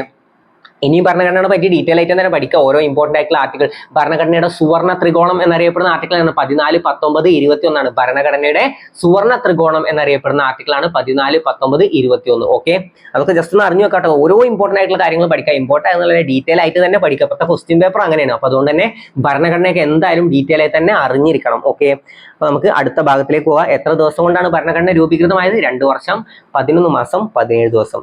ഓക്കെ, അടുത്തത് താഴെ തന്നിരിക്കുന്നതിൽ ശ്രീനാരായണ ഗുരുവുമായി ബന്ധപ്പെട്ട് തെറ്റായ പ്രസ്താവനകൾ കണ്ടെത്തുക. തെറ്റായ പ്രസ്താവനകൾ എന്ന് ചോദിച്ചാൽ തെറ്റായ തന്നെ കണ്ടെത്തുക. കേരളത്തിലെ ആദ്യ സാമൂഹ്യ പരിഷ്കർത്താവായി കണക്കാക്കുന്നു. ശരിയാണല്ലേ? കേരളത്തിലെ ആദ്യ സാമൂഹ്യ പരിഷ്കർത്താവായി കണക്കാക്കുന്നു. ആണോ? അല്ല, തെറ്റാണ്. കേരളത്തിലെ ആദ്യ സാമൂഹ്യ പരിഷ്കർത്താവായി കണക്കാക്കുന്നത് വൈകുണ്ഠ സ്വാമികളാണ്. ഓക്കെ, വൈകുണ്ഠ സ്വാമികളാണ് കേരളത്തിലെ ആദ്യ സാമൂഹ്യ പരിഷ്കർത്താവായി കണക്കാക്കുന്നത്. അപ്പൊ ഒന്ന് തെറ്റാണ്. ഓക്കെ, നമ്മുടെയൊക്കെ മനസ്സിൽ വരും അത് ശരിയാണ്, ആദ്യം ശ്രീനാരായണ ഗുരു അങ്ങനെ തുടങ്ങിയാൽ മതി. എന്നാൽ അങ്ങനെയല്ല തുടങ്ങിയത്. ആദ്യത്തെ സാമൂഹ്യ പരിഷ്കർത്താവായി കണക്കാക്കുന്നത് ആരെന്ന് വെച്ചാൽ വൈകുണ്ഠ സ്വാമികളാണ്.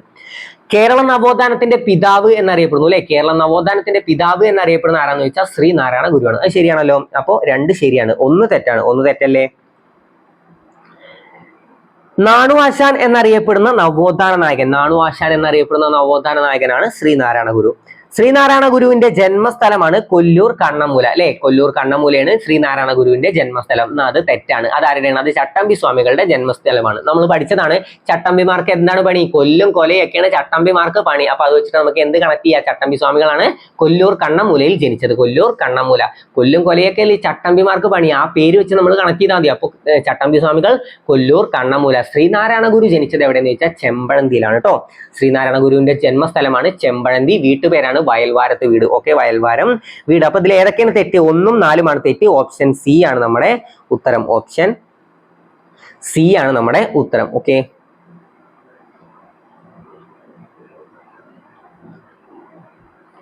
ഓപ്ഷൻ സി ആണ്. ഇനി നമുക്ക് ശ്രീനാരായണ ഗുരുവിനെ പറ്റിയിട്ടും പിന്നെ പ്രധാനപ്പെട്ട കുറച്ച് നവോത്ഥാന നായകന്മാരെ പറ്റിയിട്ടും ജസ്റ്റ് ഒന്ന് അറിഞ്ഞു വെക്കാം. ശ്രീനാരായണ ഗുരുവാണ് കേരള നവോത്ഥാനത്തിന്റെ പിതാവ് എന്നറിയപ്പെടുന്നത്. അപ്പൊ കേരള നവോത്ഥാനത്തിന്റെ പിതാവ് എന്നറിയപ്പെടുന്ന ആരാന്ന് ചോദിച്ചാൽ ആരാണ്? ശ്രീനാരായണ ഗുരുവാണ്. ആരാണ് ഇന്ത്യൻ നവോത്ഥാനത്തിന്റെ പിതാവ് എന്നറിയപ്പെടുന്നത്?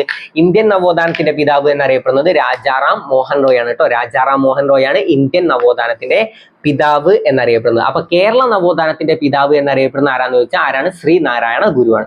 കേരള നവോത്ഥാനത്തിന്റെ പിതാവ് എന്നറിയപ്പെടുന്നത് ശ്രീനാരായണ ഗുരുവാണ്. നാണുവാശാൻ എന്നറിയപ്പെടുന്ന നവോത്ഥാന നായകൻ, നാണുവാശാൻ എന്നറിയപ്പെടുന്ന നവോത്ഥാന നായകൻ ആരാന്ന് ചോദിച്ചാലും ശ്രീനാരായണ ഗുരുവാണ്. നാണുവാശാൻ എന്നറിയപ്പെടുന്ന നവോത്ഥാന നായകൻ ആരാന്ന് ചോദിച്ചാലും ശ്രീനാരായണ ഗുരുവാണ്.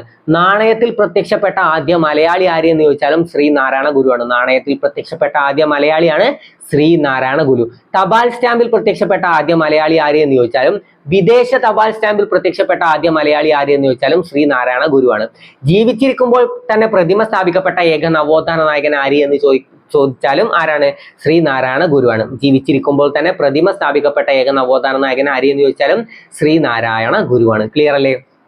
പിന്നെ അതുപോലെ തന്നെ കേരളത്തിൽ ഏറ്റവും കൂടുതൽ പ്രതിമകൾ സ്ഥാപിക്കപ്പെട്ടിട്ടുള്ള നവോത്ഥാന നായകൻ അല്ലെങ്കിൽ മലയാളി ആര് എന്നൊക്കെ ചോദിച്ചാൽ ആരാണ്? ശ്രീനാരായണ ഗുരുവാണ്. ശ്രീനാരായണ ഗുരുവാണ് ഏറ്റവും കൂടുതൽ പ്രതിമകൾ സ്ഥാപിക്കപ്പെട്ടിട്ടുള്ള നവോത്ഥാന നായകൻ. അപ്പൊ നാണുവാശാൻ എന്നറിയപ്പെടുന്ന നവോത്ഥാന നായകൻ, നാണയത്തിൽ പ്രത്യക്ഷപ്പെട്ടിട്ടുള്ള ആദ്യ മലയാളി, തപാൽ സ്റ്റാമ്പിൽ പ്രത്യക്ഷപ്പെട്ടിട്ടുള്ള ആദ്യ മലയാളി, വിദേശ തപാൽ സ്റ്റാമ്പിൽ പ്രത്യക്ഷപ്പെട്ടിട്ടുള്ള ആകെ മലയാളി. അതൊക്കെ ക്ലിയർ അല്ലേ? വിദേശ തപാൽ സ്റ്റാമ്പ് ഏതാണ്? ആ വിദേശം ഏതാണ്? ശ്രീലങ്കയാണ് അല്ലേ? ശ്രീനാരായണ ഗുരു ശ്രീലങ്ക, രണ്ടിലും ഒരു ശ്രീ ഉണ്ട്. അപ്പൊ ശ്രീലങ്കൻ തപാൽ സ്റ്റാമ്പിൽ പ്രത്യക്ഷപ്പെട്ട ആദ്യ മലയാളി ആര് എന്ന് ചോദിച്ചാലും ശ്രീനാരായണ ഗുരുവാണ്. അതുവരെ ക്ലിയർ അല്ലേ?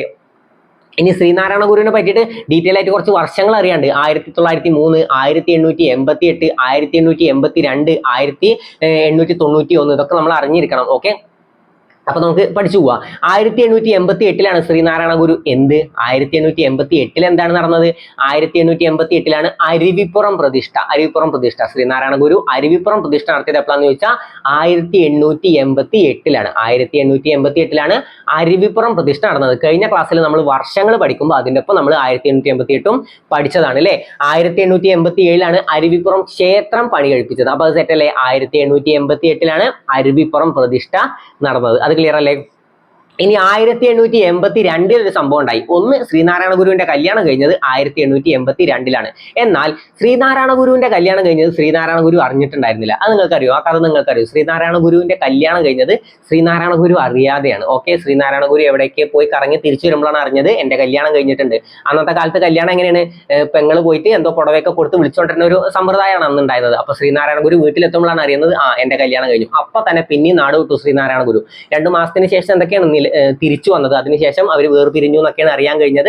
എന്തായാലും അവർ ഒന്നിച്ച് ജീവിച്ചതായിട്ടൊന്നും രേഖകളിലില്ല, ഒന്നിച്ച് ജീവിച്ചതായിട്ടൊന്നും ചരിത്രങ്ങളിലൊന്നും പറയുന്നില്ല. അവര് വേർപിരിഞ്ഞു എന്നാണ് അറിയാൻ കഴിഞ്ഞത്. കാരണം ശ്രീനാരായണ ഗുരു പോലും അറിയാണ്ടാണ് ശ്രീനാരായണ ഗുരുവിന്റെ കല്യാണം കഴിച്ചത്. അപ്പൊ അത് നിങ്ങൾ ഇപ്പൊ അറിയേണ്ട. 1882 ജസ്റ്റ് ഒന്ന് അറിഞ്ഞു വെച്ചാൽ മതി. 1882 ശ്രീനാരായണ ഗുരുവിന്റെ വിവാഹം കഴിഞ്ഞത്. ഈ 1882 വിവാഹത്തിനേക്കാൾ ഇമ്പോർട്ടന്റ് ആയിട്ട് ശ്രീനാരായണ ഗുരുവും ഒരാളും തമ്മിൽ കണ്ടുമുട്ടിയതാണ് നമ്മൾ പഠിക്കാനുള്ളത്. ശ്രീനാരായണ ഗുരുവും ചട്ടമ്പി സ്വാമികളും തമ്മിൽ കണ്ടുമുട്ടിയത് 1882 ഓക്കെ, 1882 ശ്രീനാരായണ ഗുരുവും ചട്ടമ്പി സ്വാമികളും തമ്മിൽ കണ്ടുമുട്ടിയത്. ശ്രീനാരായണ ഗുരു ഓരോ ആളുകളെ കണ്ടുമുട്ടുന്നത് ഇമ്പോർട്ടന്റ് ആക്കി തന്നെ പഠിക്കണം കേട്ടോ, പ്രത്യേകിച്ച് ഗാന്ധിജിയും ടാഗോറും. ഓക്കെ, അപ്പൊ ശ്രീനാരായണ ഗുരുവും ചട്ടമ്പി സ്വാമികളും തമ്മിൽ കണ്ടുമുട്ടിയത് 1882 ഇനി 1891 ആരെയാണ് കണ്ടുമുട്ടിയത്? ശ്രീനാരായണ ഗുരുവും കുമാരനാശാനും തമ്മിൽ കണ്ടുമുട്ടിയത് എപ്പോഴാന്ന് ചോദിച്ചാൽ 1891 1895 ശ്രീനാരായണ ഗുരുവും ഡോക്ടർ പൽപുവും തമ്മിൽ കണ്ടുമുട്ടിയത്. കുമാരനാശാൻ എപ്പോഴാണ്? 1891. ആശയഗംഭീരൻ, സ്നേഹഗായകൻ എന്നൊക്കെ അറിയപ്പെടുന്നത് ആരാന്ന് ചോദിച്ചാൽ ആരാണ്? കുമാരനാശാനാണ്. എന്തൊക്കെയാണ്?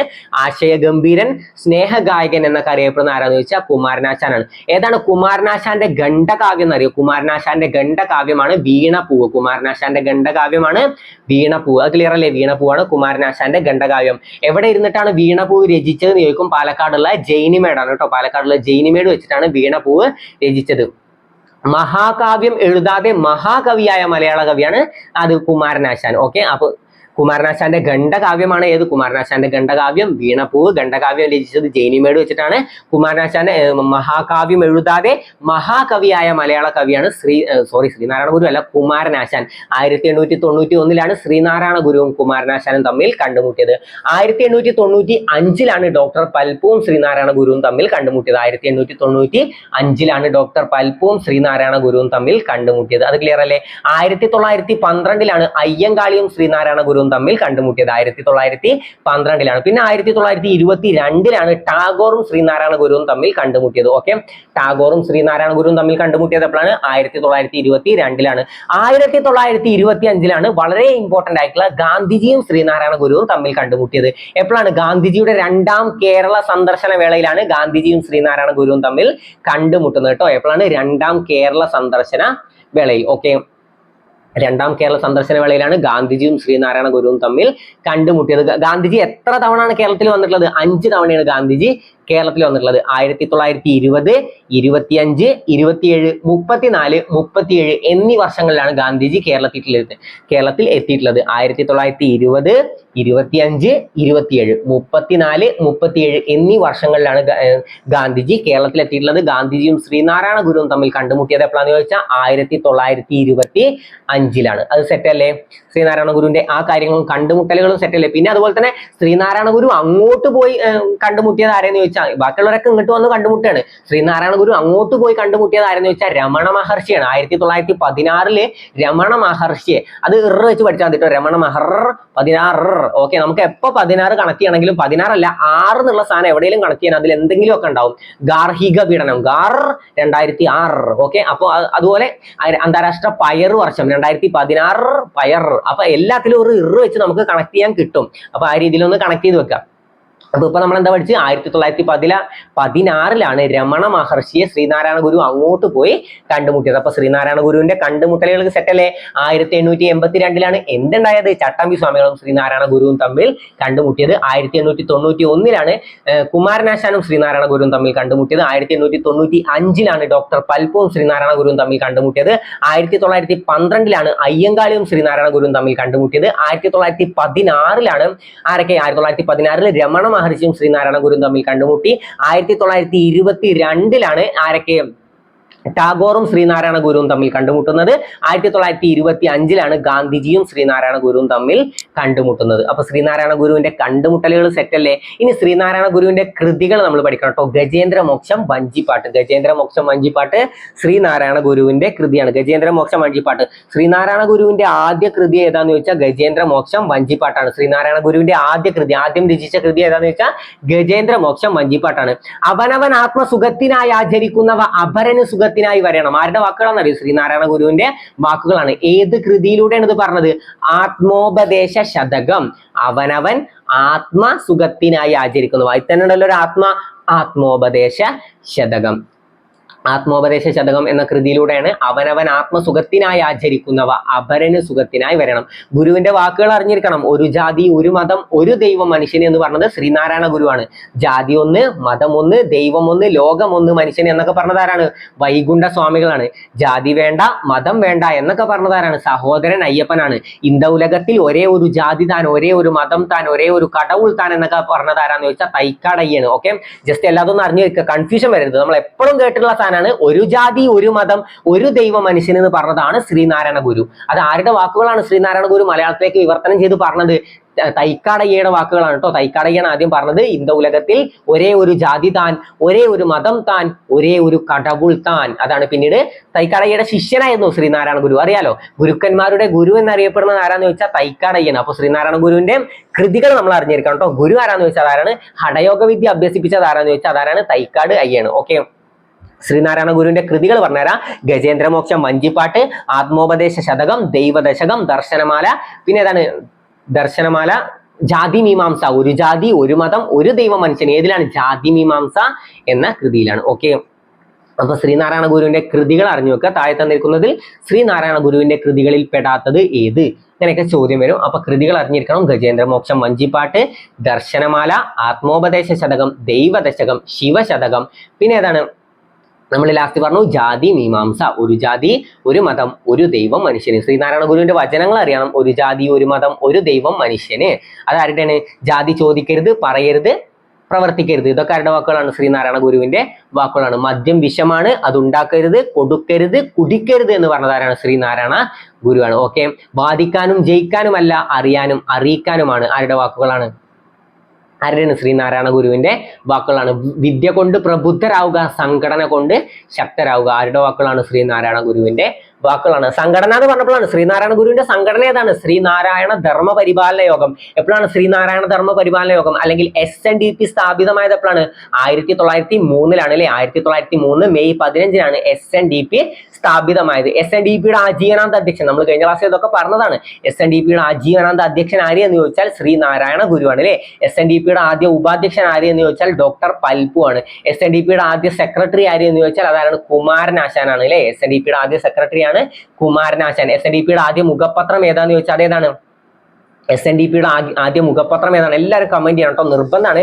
SNDPയുടെ ആദ്യ മുഖപത്രം ഈഴവ ഗസറ്റ് എന്നൊക്കെ അറിയപ്പെടുന്നത് ഏതാണ്? എല്ലാവരും കമന്റ് ചെയ്യണം, നിർബന്ധമാണ്. SNDPയുടെ ആദ്യ മുഖപത്രം ഏതാണെന്ന് എല്ലാവരും കമന്റ് ചെയ്തിരിക്കണം. അത്ര ഇമ്പോർട്ടന്റ് ആയിട്ട് നിങ്ങൾ റെഫർ ചെയ്ത്, ഇത് അറിയാത്തവരാണെങ്കിൽ, ഇതിന്റെ ഉത്തരം അറിയാത്തവരാണെങ്കിൽ റെഫർ ചെയ്തിട്ടായാലും പഠിക്കണം. കാരണം അത് നിങ്ങളുടെ ഉള്ളിൽ കയറണം. ഞാൻ ഇവിടുന്ന് പറഞ്ഞു തന്നതുകൊണ്ട് നിങ്ങളുടെ ഉള്ളിൽ കയറുന്ന ഒരു വാക്കല്ല. അതുകൊണ്ട് തന്നെ നിങ്ങൾ റെഫർ ചെയ്തിട്ട് തന്നെ പഠിക്കണം. എന്തൊക്കെയാണ് അറിയപ്പെടുന്നത്? ഈഴവ ഗസറ്റ് എന്നറിയപ്പെടുന്നത് ഏതാണെന്ന് ചോദിച്ചാലും അതാണ്. Okay, Ezhava gazette. ഉത്തരം ഞാൻ പറയുന്നില്ല, നിങ്ങൾ കണ്ടുപിടിച്ചിട്ട് വരിക. SNDPയുടെ ആദ്യ മുഖപത്രം ഏത്? ഉത്തരം അറിയുന്നവരാണെങ്കിൽ തീർച്ചയായും കമന്റ് ചെയ്യുക. ഓക്കെ, അപ്പൊ അതും കഴിഞ്ഞു. 1903 മെയ് 15 SNDP സ്ഥാപിതമായത്. SNDPയുടെ മുൻഗാമി എന്നറിയപ്പെടുന്നത് വാവൂട്ടി യോഗമാണ് കേട്ടോ. SNDPയുടെ മുൻഗാമി എന്നറിയപ്പെടുന്നത് വാവൂട്ടി യോഗമാണ്. ഓക്കെ, ഈഴവ ഗസറ്റ് മറക്കരുത് കേട്ടോ. ഞാൻ വാ വെച്ചിട്ടാണ് തുടങ്ങുന്നത്. ആർക്കെങ്കിലും വാക്ക് കിട്ടിയെങ്കിൽ വാ വെച്ചിട്ടാണ് തുടങ്ങുന്നത്, ഏകദേശം കിട്ടും. ഓക്കെ, അപ്പോൾ SNDPയുടെ ആദ്യ മുഖപത്രമാണ് ഏത്?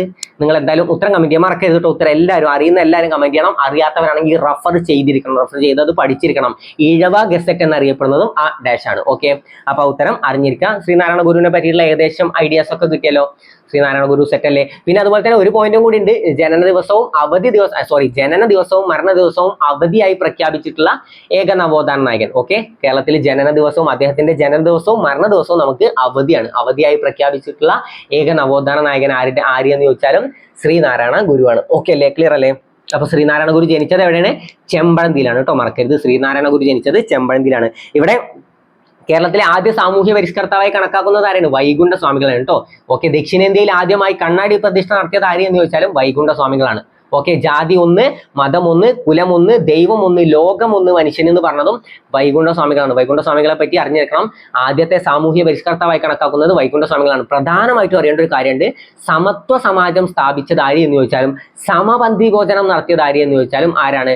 വൈകുണ്ഠ സ്വാമികളാണ്. സമപന്തി ഭോജനം നടത്തിയത് വൈകുണ്ഠ സ്വാമികളും പന്തി ഭോജനം നടത്തിയത് തൈക്കാടയ്യയുമാണ്. ഓക്കെ, ക്ലിയർ അല്ലേ? സെറ്റ് ആക്കണം. അപ്പൊ എന്താണ്? വൈകുണ്ഠ സ്വാമികൾ എന്തൊക്കെ പഠിച്ചു? ജാതി ഒന്ന്, മതം ഒന്ന്, കുലം ഒന്ന്, ദൈവം ഒന്ന്, മനുഷ്യൻ എന്ന് പറഞ്ഞത് വൈകുണ്ഠ സ്വാമികളാണ്. മറക്കരുത് കേട്ടോ. സെറ്റാക്കി പോവാ. അപ്പൊ വൈകുണ്ഠ സ്വാമികളെ പറ്റി കിട്ടിയത് ദക്ഷിണേന്ത്യയിൽ ആദ്യമായി കണ്ണാടി പ്രതിഷ്ഠ നടത്തിയ നവോത്ഥാന നായകൻ. അതുപോലെ തന്നെ ഞാൻ കഴിഞ്ഞ ക്ലാസ്സിൽ പറഞ്ഞതാണ്, ചാന്നാർ ലഹളക്ക് പ്രചോദനമേകിയ ആത്മീയ നേതാവ് ആര് എന്ന് ചോദിച്ചാലും വൈകുണ്ഠ സ്വാമികളാണ്. സമത്വ സമാജം സ്ഥാപിച്ചത് ആര് എന്ന് ചോദിച്ചാലും സമപന്തി ഭോജനം നടത്തിയത് ആര് എന്ന് ചോദിച്ചാലും ഒക്കെ ആരാണ്? വൈകുണ്ഠ സ്വാമികളാണ്. ഈ തൈക്കാടയ്യയുടെ ഗുരുവാണ് വൈകുണ്ഠ സ്വാമികൾ. അത് പറഞ്ഞപ്പോഴാണ് തൈക്കാടയ്യയുടെ ഗുരുവാണ് വൈകുണ്ഠ സ്വാമികൾ. ഈ വൈകുണ്ഠ സ്വാമികളാണ് ഇങ്ങനെ പറഞ്ഞത്: ബ്രിട്ടീഷ് ഭരണത്തെ വെണ്ണീച ഭരണം. ചോദ്യം വരും, ബ്രിട്ടീഷ് ഭരണത്തെ വെണ്ണീച ഭരണം എന്ന് വിശേഷിപ്പിച്ചത് ആര് എന്ന് ചോദിച്ചാൽ അതാരാണ്? വൈകുണ്ഠ സ്വാമികളാണ്. തിരുവിതാംകൂർ രാജഭരണത്തെ കരിനീച ഭരണം എന്നും തിരുവിതാംകൂർ രാജാവിനെ അനന്തപുരിയിലെ നീചൻ എന്നും വിശേഷിപ്പിച്ചത് ആരാന്ന് ചോദിച്ചാൽ വൈകുണ്ഠ സ്വാമികളാണ്. സ്വാഭാവികമായിട്ടും അദ്ദേഹത്തെ പിടിച്ച് ജയിലിലിടും. ഓക്കെ, അപ്പൊ അദ്ദേഹത്തെ അടച്ച ജയിൽ ഏതാന്ന് വെച്ചാൽ ശിങ്കാരത്തോപ്പ് ജയിലാണ്. 110 ദിവസമാണ് ശിങ്കാരത്തോപ്പ് ജയിലിൽ കടന്നത്. ഓക്കെ, അപ്പോൾ വൈകുണ്ഠ സ്വാമികളെ അറസ്റ്റിലാക്കി അടച്ച ജയിൽ ഏതാന്ന് ചോദിച്ചാൽ ശിങ്കാരത്തോപ്പ് ജയിലാണ്. ഓക്കെ, ശിങ്കാരത്തോപ്പ് ജയിലാണ്. ഇനി വൈകുണ്ഠ സ്വാമികളുടെ ശിഷ്യനാണ് തൈക്കാടയ്യ. തൈക്കാടയ്യക്ക് ഒരുപാട് ശിഷ്യന്മാരുണ്ട്. അതുകൊണ്ട് തന്നെയാണ് തൈക്കാടയ്യ ഗുരുക്കന്മാരുടെ ഗുരു എന്നറിയപ്പെടുന്നത്. ചട്ടമ്പി സ്വാമികളുടെ ഗുരുവാണ്, ശ്രീനാരായണ ഗുരുവിന്റെ ഗുരുവാണ്, അയ്യങ്കാളിയുടെ ഗുരുവാണ്, സ്വാതി തിരുനാളിന്റെ ഗുരുവാണ്. അപ്പം തിരുവിതാംകൂർ രാജാവിനെ അനന്തപുരി നീചൻ എന്ന് വിശേഷിപ്പിച്ചു. അപ്പൊ ഏത് രാജാവിനെ ഇപ്പൊ പ്രെഡിക്റ്റ് ആയിട്ടുണ്ടാവുമല്ലോ? ഏത് രാജാവിനെ വിശേഷിപ്പിച്ച്? സ്വാതി തിരുനാളിനാണ്. സ്വാതി തിരുനാൾ സ്വാഭാവികമായിട്ടും എടുത്ത് ജയിലിലിടും. ഓക്കെ, സ്വാതി തിരുനാൾ എടുത്ത് ജയിലിലിട്ടു.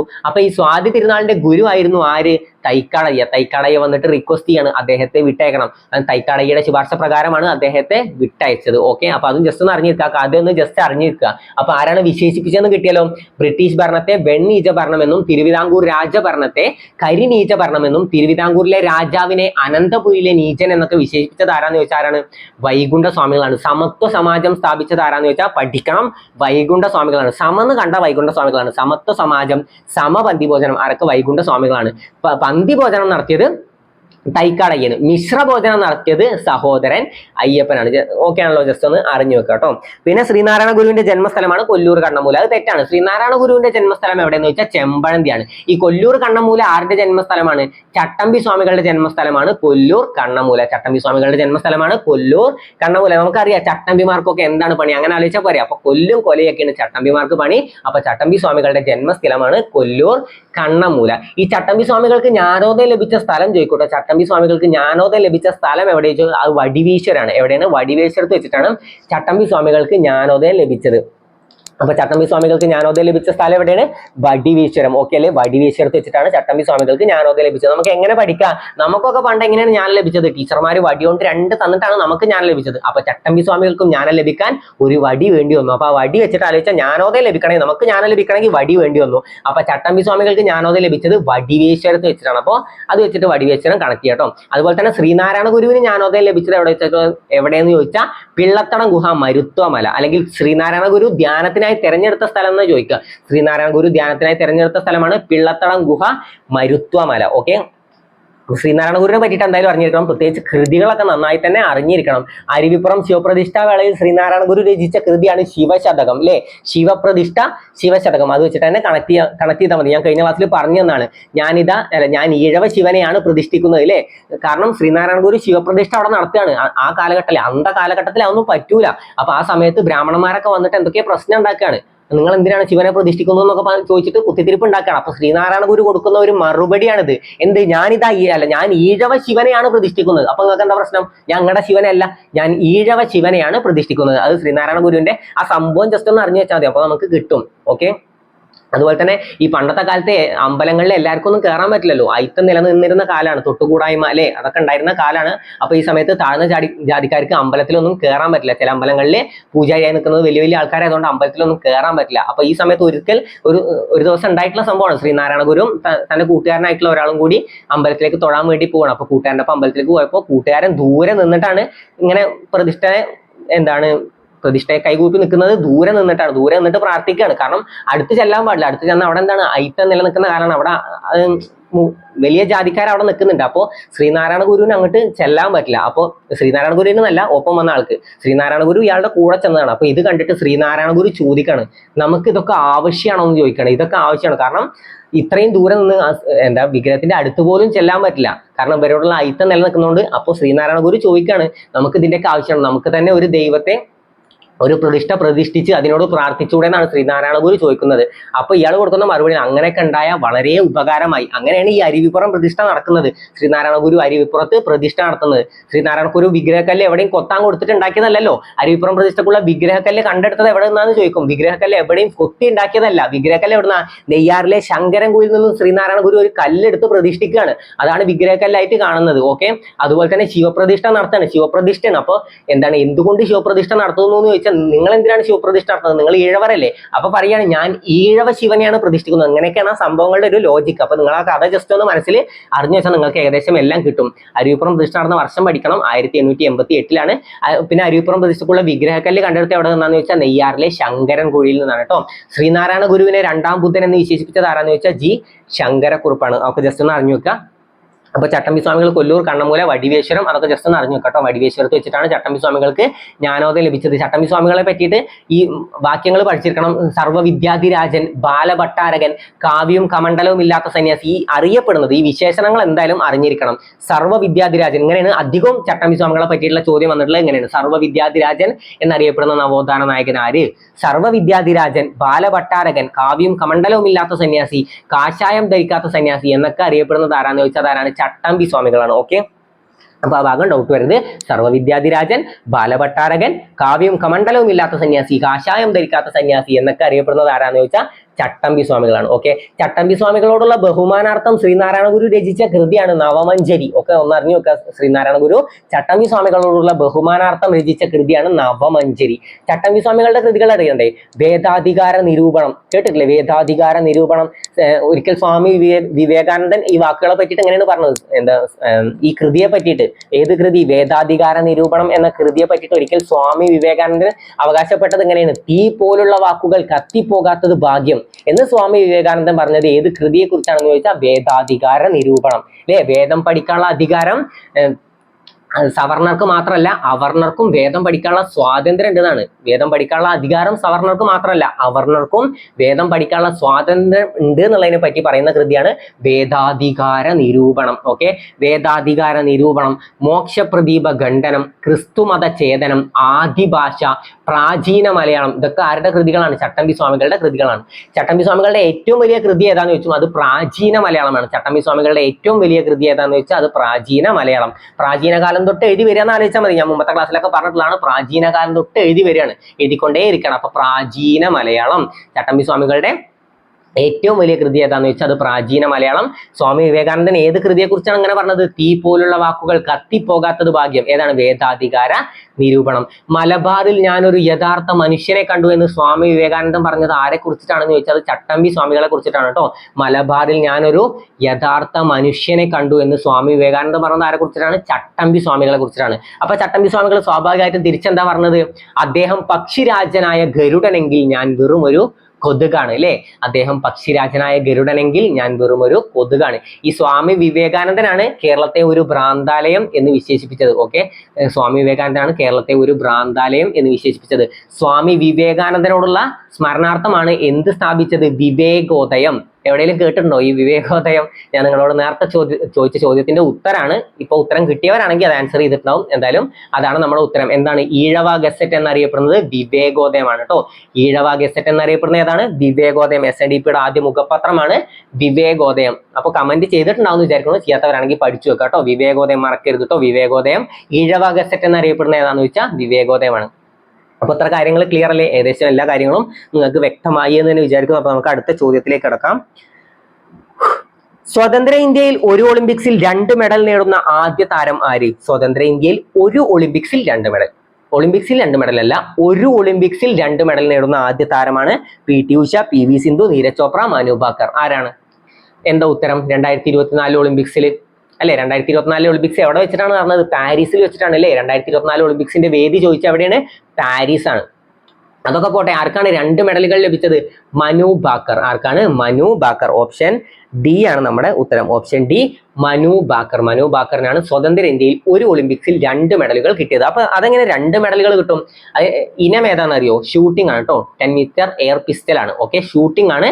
മനു ഭാക്കറിന്റെ ഇനം ഏത് എന്ന് ചോദിച്ചാൽ ഷൂട്ടിംഗ് ആണ്. അപ്പൊ ഒന്ന് വ്യക്തിഗതവും പിന്നെ ഒന്ന് ഗ്രൂപ്പ് ആയിട്ടുള്ളതാണ്, പിന്നെ ഒന്ന് ടീമാണ്. ഓക്കെ, ഷൂട്ടിംഗ് ടീം ഇനത്തിൽ ഇന്ത്യ നേടുന്ന, സ്വതന്ത്ര ഇന്ത്യയിൽ ഷൂട്ടിംഗ് ടീം ഇനത്തിൽ ആദ്യം നേടുന്നതാണെന്ന് തോന്നുന്നു. ഓക്കെ, ആദ്യം നേടുന്ന മെഡലാണ്. അതെ, ഇന്ത്യയിൽ ടീം ഇനത്തിൽ ഷൂട്ടിങ്ങിൽ നേടുന്ന ആദ്യ മെഡലാണ് ഇപ്രാവശ്യം 2024 പാരീസ് ഒളിമ്പിക്സിൽ നേടിയത്. അതും ജസ്റ്റ് ഒന്ന് അറിഞ്ഞു വെക്കുക. അപ്പൊ സ്വതന്ത്ര ഇന്ത്യയിൽ ഒരു ഒളിമ്പിക്സിൽ 2 മെഡൽ നേടുന്ന ആദ്യ താരമാണ് മനു ഭാക്കർ. ഓക്കെ, ഇനി നമുക്ക് 2024 ഒളിമ്പിക്സിനെ പറ്റിയ ഒരു ബേസിക് ഐഡിയ ഉണ്ടാക്കാം. എന്താണ് 2024 ഒളിമ്പിക്സിന്റെ വേദി? നമ്മൾ 2024 ഒളിമ്പിക്സ് എന്ന് പഠിക്കുന്നതിൽ കൂടുതൽ എങ്ങനെയാണ് പഠിച്ചിട്ടുള്ളത്? പാരീസ് ഒളിമ്പിക്സ് എന്ന പേരിലാണ് പഠിച്ചിട്ടുള്ളത്. അപ്പൊ 2024 ഒളിമ്പിക്സിന്റെ വേദിയാണ് പാരീസ്. ഒളിമ്പിക്സിന്റെ ഭാഗ്യചിഹ്നം എന്താന്ന് ചോദിക്കുക? ദ ഫ്രൈക്സ് ആണ് കേട്ടോ. ദ ഫ്രൈക്സ് ആണ് എന്തിന്റെ 2024 ഒളിമ്പിക്സിന്റെ ഭാഗ്യചിഹ്നം. ആപ്തവാക്യം എന്താന്ന് ചോദിച്ചാൽ ഗെയിംസ് വൈഡ് ഓപ്പൺ. ആപ്തവാക്യം എന്താണ്? ഗെയിംസ് വൈഡ് ഓപ്പൺ ആണ്. ആപ്തവാക്യം ഗെയിംസ് വൈഡ് ഓപ്പൺ. ഇന്ത്യക്ക് ആകെ എത്ര മെഡലുകൾ ലഭിച്ചു? അല്ലെങ്കിൽ ഇന്ത്യക്ക് എത്രാം സ്ഥാനമാണ്? ആദ്യം പഠിക്കണ്ട. ഇന്ത്യക്ക് എത്രാം സ്ഥാനമാണ് ലഭിച്ചത്? ഇന്ത്യക്ക് 71ാം സ്ഥാനമാണ് ലഭിച്ചത്. ഇന്ത്യക്ക് 71ാം സ്ഥാനമാണ് ലഭിച്ചത്. 1ാം സ്ഥാനം USA, 2 China, 3 Japan. 1 USA, 2 China, 3 Japan. Okay, അങ്ങനെ 3 സ്ഥാനങ്ങളിലായിട്ട് ആദ്യത്തെ 3 സ്ഥാനം ജസ്റ്റ് ഒന്ന് അറിഞ്ഞു വെക്കുക. ഇന്ത്യയുടെ സ്ഥാനം 71ആണ്. ഇന്ത്യക്ക് ആകെ എത്ര മെഡലുകളാണ് ലഭിച്ചത്? ഇന്ത്യക്ക് ആകെ ലഭിച്ച മെഡലുകളുടെ എണ്ണം 6 ആണ്. ഓക്കെ, ഇന്ത്യക്ക് ആകെ 6 മെഡലുകളാണ് ലഭിച്ചത്. 5 വെങ്കലം 1 വെള്ളി. ഓക്കെ, 5 വെങ്കലം 1 വെള്ളി. എങ്ങനെ 6 മെഡലുകളാണ് ഇന്ത്യക്ക് ലഭിച്ചത്. ആർക്കാണ് വെള്ളി മെഡൽ ലഭിച്ചത്? നീരജ് ചോപ്ര. ഓക്കെ, നീരജ് ചോപ്രക്കാണ് വെള്ളി മെഡൽ ലഭിച്ചത്. നീരജ് ചോപ്രക്ക് എന്താണ്? വെള്ളി മെഡൽ ലഭിച്ചു. ഏതാണ് നീരജ് ചോപ്രയുടെ ഇനം? എല്ലാവർക്കും അറിയാം, ഏതാണ്? ജാവലിൻ ത്രോ ആണ് കേട്ടോ. അങ്ങനെ പിന്നെ കിട്ടിയത് 5 വെങ്കല മെഡലുകളാണ്. 2 മെഡലുകൾ നേടിയത് ആരാന്ന് ചോദിച്ചാൽ അത് മനു ഭാക്കർ ആണ്. മനു ഭാക്കർ. ഓക്കെ, സെറ്റ് അല്ലേ? അപ്പോൾ ഒളിമ്പിക്സിനെ പറ്റിയിട്ടും ജസ്റ്റ് ഒന്ന് അറിഞ്ഞു വെക്കുക. അതുപോലെ തന്നെ ഒളിമ്പിക്സിൽ 2 മെഡൽ നേടുന്ന ആദ്യ മലയാളി ആരാന്ന് ചോദിക്കട്ടോ. ഒളിമ്പിക്സിൽ 2 മെഡലുകൾ നേടുന്ന ആദ്യ മലയാളി താരം ആരാന്ന് ചോദിച്ചാൽ അതാരാണ്? ഒളിമ്പിക്സിൽ 2 മെഡലുകൾ നേടുന്ന ആദ്യ മലയാളി താരമാണ് PR ശ്രീജേഷ്. ഹോക്കി അല്ല, ഇനം ഹോക്കിയാണ് ഇനം. PR ശ്രീജേഷ് ആണ് ഒളിമ്പിക്സിൽ 2 മെഡൽ നേടുന്ന ആദ്യ മലയാളി താരം. ഇനി ആകെ എത്ര കായിക താരങ്ങളാണ് ഇന്ത്യയിൽ നിന്നും പങ്കെടുത്തതെന്ന് ചോദിച്ചാൽ 117 കായിക താരങ്ങളാണ് ഇന്ത്യയിൽ നിന്നും പങ്കെടുത്തത്. 117 കായിക താരങ്ങൾ ഇന്ത്യയിൽ നിന്നും പങ്കെടുത്തു. അതിൽ കേരളത്തിൽ നിന്നും എത്ര കായിക താരങ്ങൾ പങ്കെടുത്തു എന്ന് ചോദിച്ചാൽ 7 കായിക താരങ്ങളാണ് കേരളത്തിൽ നിന്നും പങ്കെടുത്തത്. ഏറ്റവും കൂടുതൽ കായിക താരങ്ങൾ പങ്കെടുത്തത് ഏത് സംസ്ഥാനത്ത് നിന്നുമാണെന്ന് ചോദിച്ചാൽ ഹരിയാനയിൽ നിന്നുമാണ്. 24 കായിക താരങ്ങളാണ് പങ്കെടുത്തത്. അപ്പൊ ഇതുവരെ ക്ലിയർ അല്ലേ? ഈ എണ്ണങ്ങളൊക്കെ ജസ്റ്റ് ഒന്ന് അറിഞ്ഞു നോക്കാം കേട്ടോ. കാരണം എത്ര മെഡലുകൾ ലഭിച്ചു എന്ന് ചോദിച്ചാൽ 6 മെഡലുകളാണ് ലഭിച്ചത്. 6 മെഡലുകൾ, 1 വെള്ളി, 5 വെങ്കലം, അങ്ങനെ 6 മെഡലുകളാണ് ലഭിച്ചത്. ആകെ എത്ര കായിക താരങ്ങൾ പങ്കെടുത്തു എന്ന് ചോദിച്ചാൽ 117 കായിക താരങ്ങൾ ഇന്ത്യയിൽ നിന്നും പങ്കെടുത്തു. അതിൽ കേരളത്തിൽ നിന്നും 7 കായിക താരങ്ങൾ പങ്കെടുത്തു. 24 കായിക താരങ്ങൾ, ഏറ്റവും കൂടുതൽ കായിക താരങ്ങൾ പങ്കെടുത്തത് ഏത് സംസ്ഥാനത്ത് നിന്നുമാണെന്ന് ചോദിച്ചാൽ ഹരിയാനയിൽ നിന്നുമാണ്. അതും ജസ്റ്റ് ഒന്ന് അറിഞ്ഞു വെക്കുക. ഇന്ത്യയുടെ സ്ഥാനം ചോദിക്കും, 71ാം സ്ഥാനമാണ് ഇന്ത്യക്ക് ലഭിച്ചത്. സ്വതന്ത്ര ഇന്ത്യയിൽ ഒരു ഒളിമ്പിക്സിൽ 2 മെഡൽ നേടുന്ന ആദ്യ താരമാണ് മനു ഭാക്കർ. എന്തായാലും അറിഞ്ഞു വെക്കുക. പിന്നെ അതുപോലെ തന്നെ 2 മെഡൽ, ഒളിമ്പിക്സിൽ 2 മെഡൽ നേടുന്ന ആദ്യ മലയാളി ആര് എന്ന് ചോദിച്ചാൽ PR ശ്രീജേഷ് ആണ്. അപ്പൊ അതുവരെ എല്ലാ കാര്യങ്ങളും ക്ലിയർ അല്ലേ? വെള്ളി മെഡൽ നേടിയത് ആരാന്ന് ചോദിച്ചാൽ അത് നീരജ് ചോപ്രയാണ്. അത് നമുക്ക് എങ്ങനെ സ്റ്റേറ്റ്മെന്റ് ടൈപ്പിൽ ചോദ്യം തന്നാലും നമുക്ക് തെറ്റരുത്. നീരജ് ചോപ്രക്ക് ലഭിച്ചത് വെങ്കല മെഡലാണ് എന്ന് സ്റ്റേറ്റ്മെന്റ് ഉണ്ടെങ്കിൽ അത് തെറ്റാണ്. നീരജ് ചോപ്രക്ക് വെള്ളി മെഡലാണ് ലഭിച്ചത്. ബാക്കിയുള്ളവർക്കൊക്കെ വെങ്കല മെഡലാണ് ലഭിച്ചത്. 5 വെങ്കല മെഡലും 1 വെള്ളി മെഡലുമാണ് ഉണ്ടായിരുന്നത്. അപ്പൊ ഈ കാര്യങ്ങളൊക്കെ ക്ലിയർ അല്ലേ? ദ ഫ്രൈക്സ് ആണ് ഭാഗ്യചിഹ്നം. ഗെയിംസ് വൈഡ് ഓപ്പൺ എന്നാണ് ആപ്തവാക്യം. 33ാമത് ആണല്ലേ, 33ാമത് ഒളിമ്പിക്സ് ആണ് നടക്കുന്നത്. 33ാമത് ഒളിമ്പിക്സ് ആണ് 2024 പാരീസിൽ വെച്ച് നടക്കുന്നത്. എല്ലാം ജസ്റ്റ് ഒന്ന് അറിഞ്ഞു വെക്കുക. ഇതുവരെ പഠിച്ച എത്ര കാര്യങ്ങൾ ക്ലിയർ അല്ലേ? ഏതെങ്കിലും ഭാഗം ഡൗട്ട് തോന്നുകയാണെങ്കിൽ അത് ക്ലിയർ ആക്കിയ ശേഷം മാത്രം പോവുക. പഠിച്ച കാര്യങ്ങൾ പെർഫെക്റ്റ് ആവാതെ ഒരിക്കലും അടുത്ത ഭാഗത്തിലേക്ക് കിടക്കരുത്. അപ്പൊ ഇന്ന് പഠിച്ച ഇത്രയും കാര്യങ്ങൾ നിങ്ങൾക്ക് ക്ലിയർ ആയി എന്ന് വിശ്വസിക്കുന്നു. ഇന്നത്തെ ക്ലാസ് നിങ്ങൾക്ക് ഉപകാരപ്പെട്ടു എന്ന് തോന്നുകയാണെങ്കിൽ മാത്രം ഈ ചാനൽ സബ്സ്ക്രൈബ് ചെയ്യുക. നിങ്ങളുടെ വലിയ അഭിപ്രായങ്ങൾ തീർച്ചയായും കമന്റായി രേഖപ്പെടുത്തുക. അപ്പൊ എല്ലാവർക്കും എക്സാം നല്ല എളുപ്പമായിരിക്കട്ടെ, നല്ല രീതിയിൽ തന്നെ മാർക്ക് സ്കോർ ചെയ്യാൻ കഴിയട്ടെ എന്ന് ആശംസിക്കുന്നു. എല്ലാവർക്കും ഓൾ ദ ബെസ്റ്റ്. അപ്പൊ ഇതുപോലുള്ള മറ്റൊരു വീഡിയോ ആയിട്ട് നമുക്ക് വീണ്ടും കാണാം. Thank you.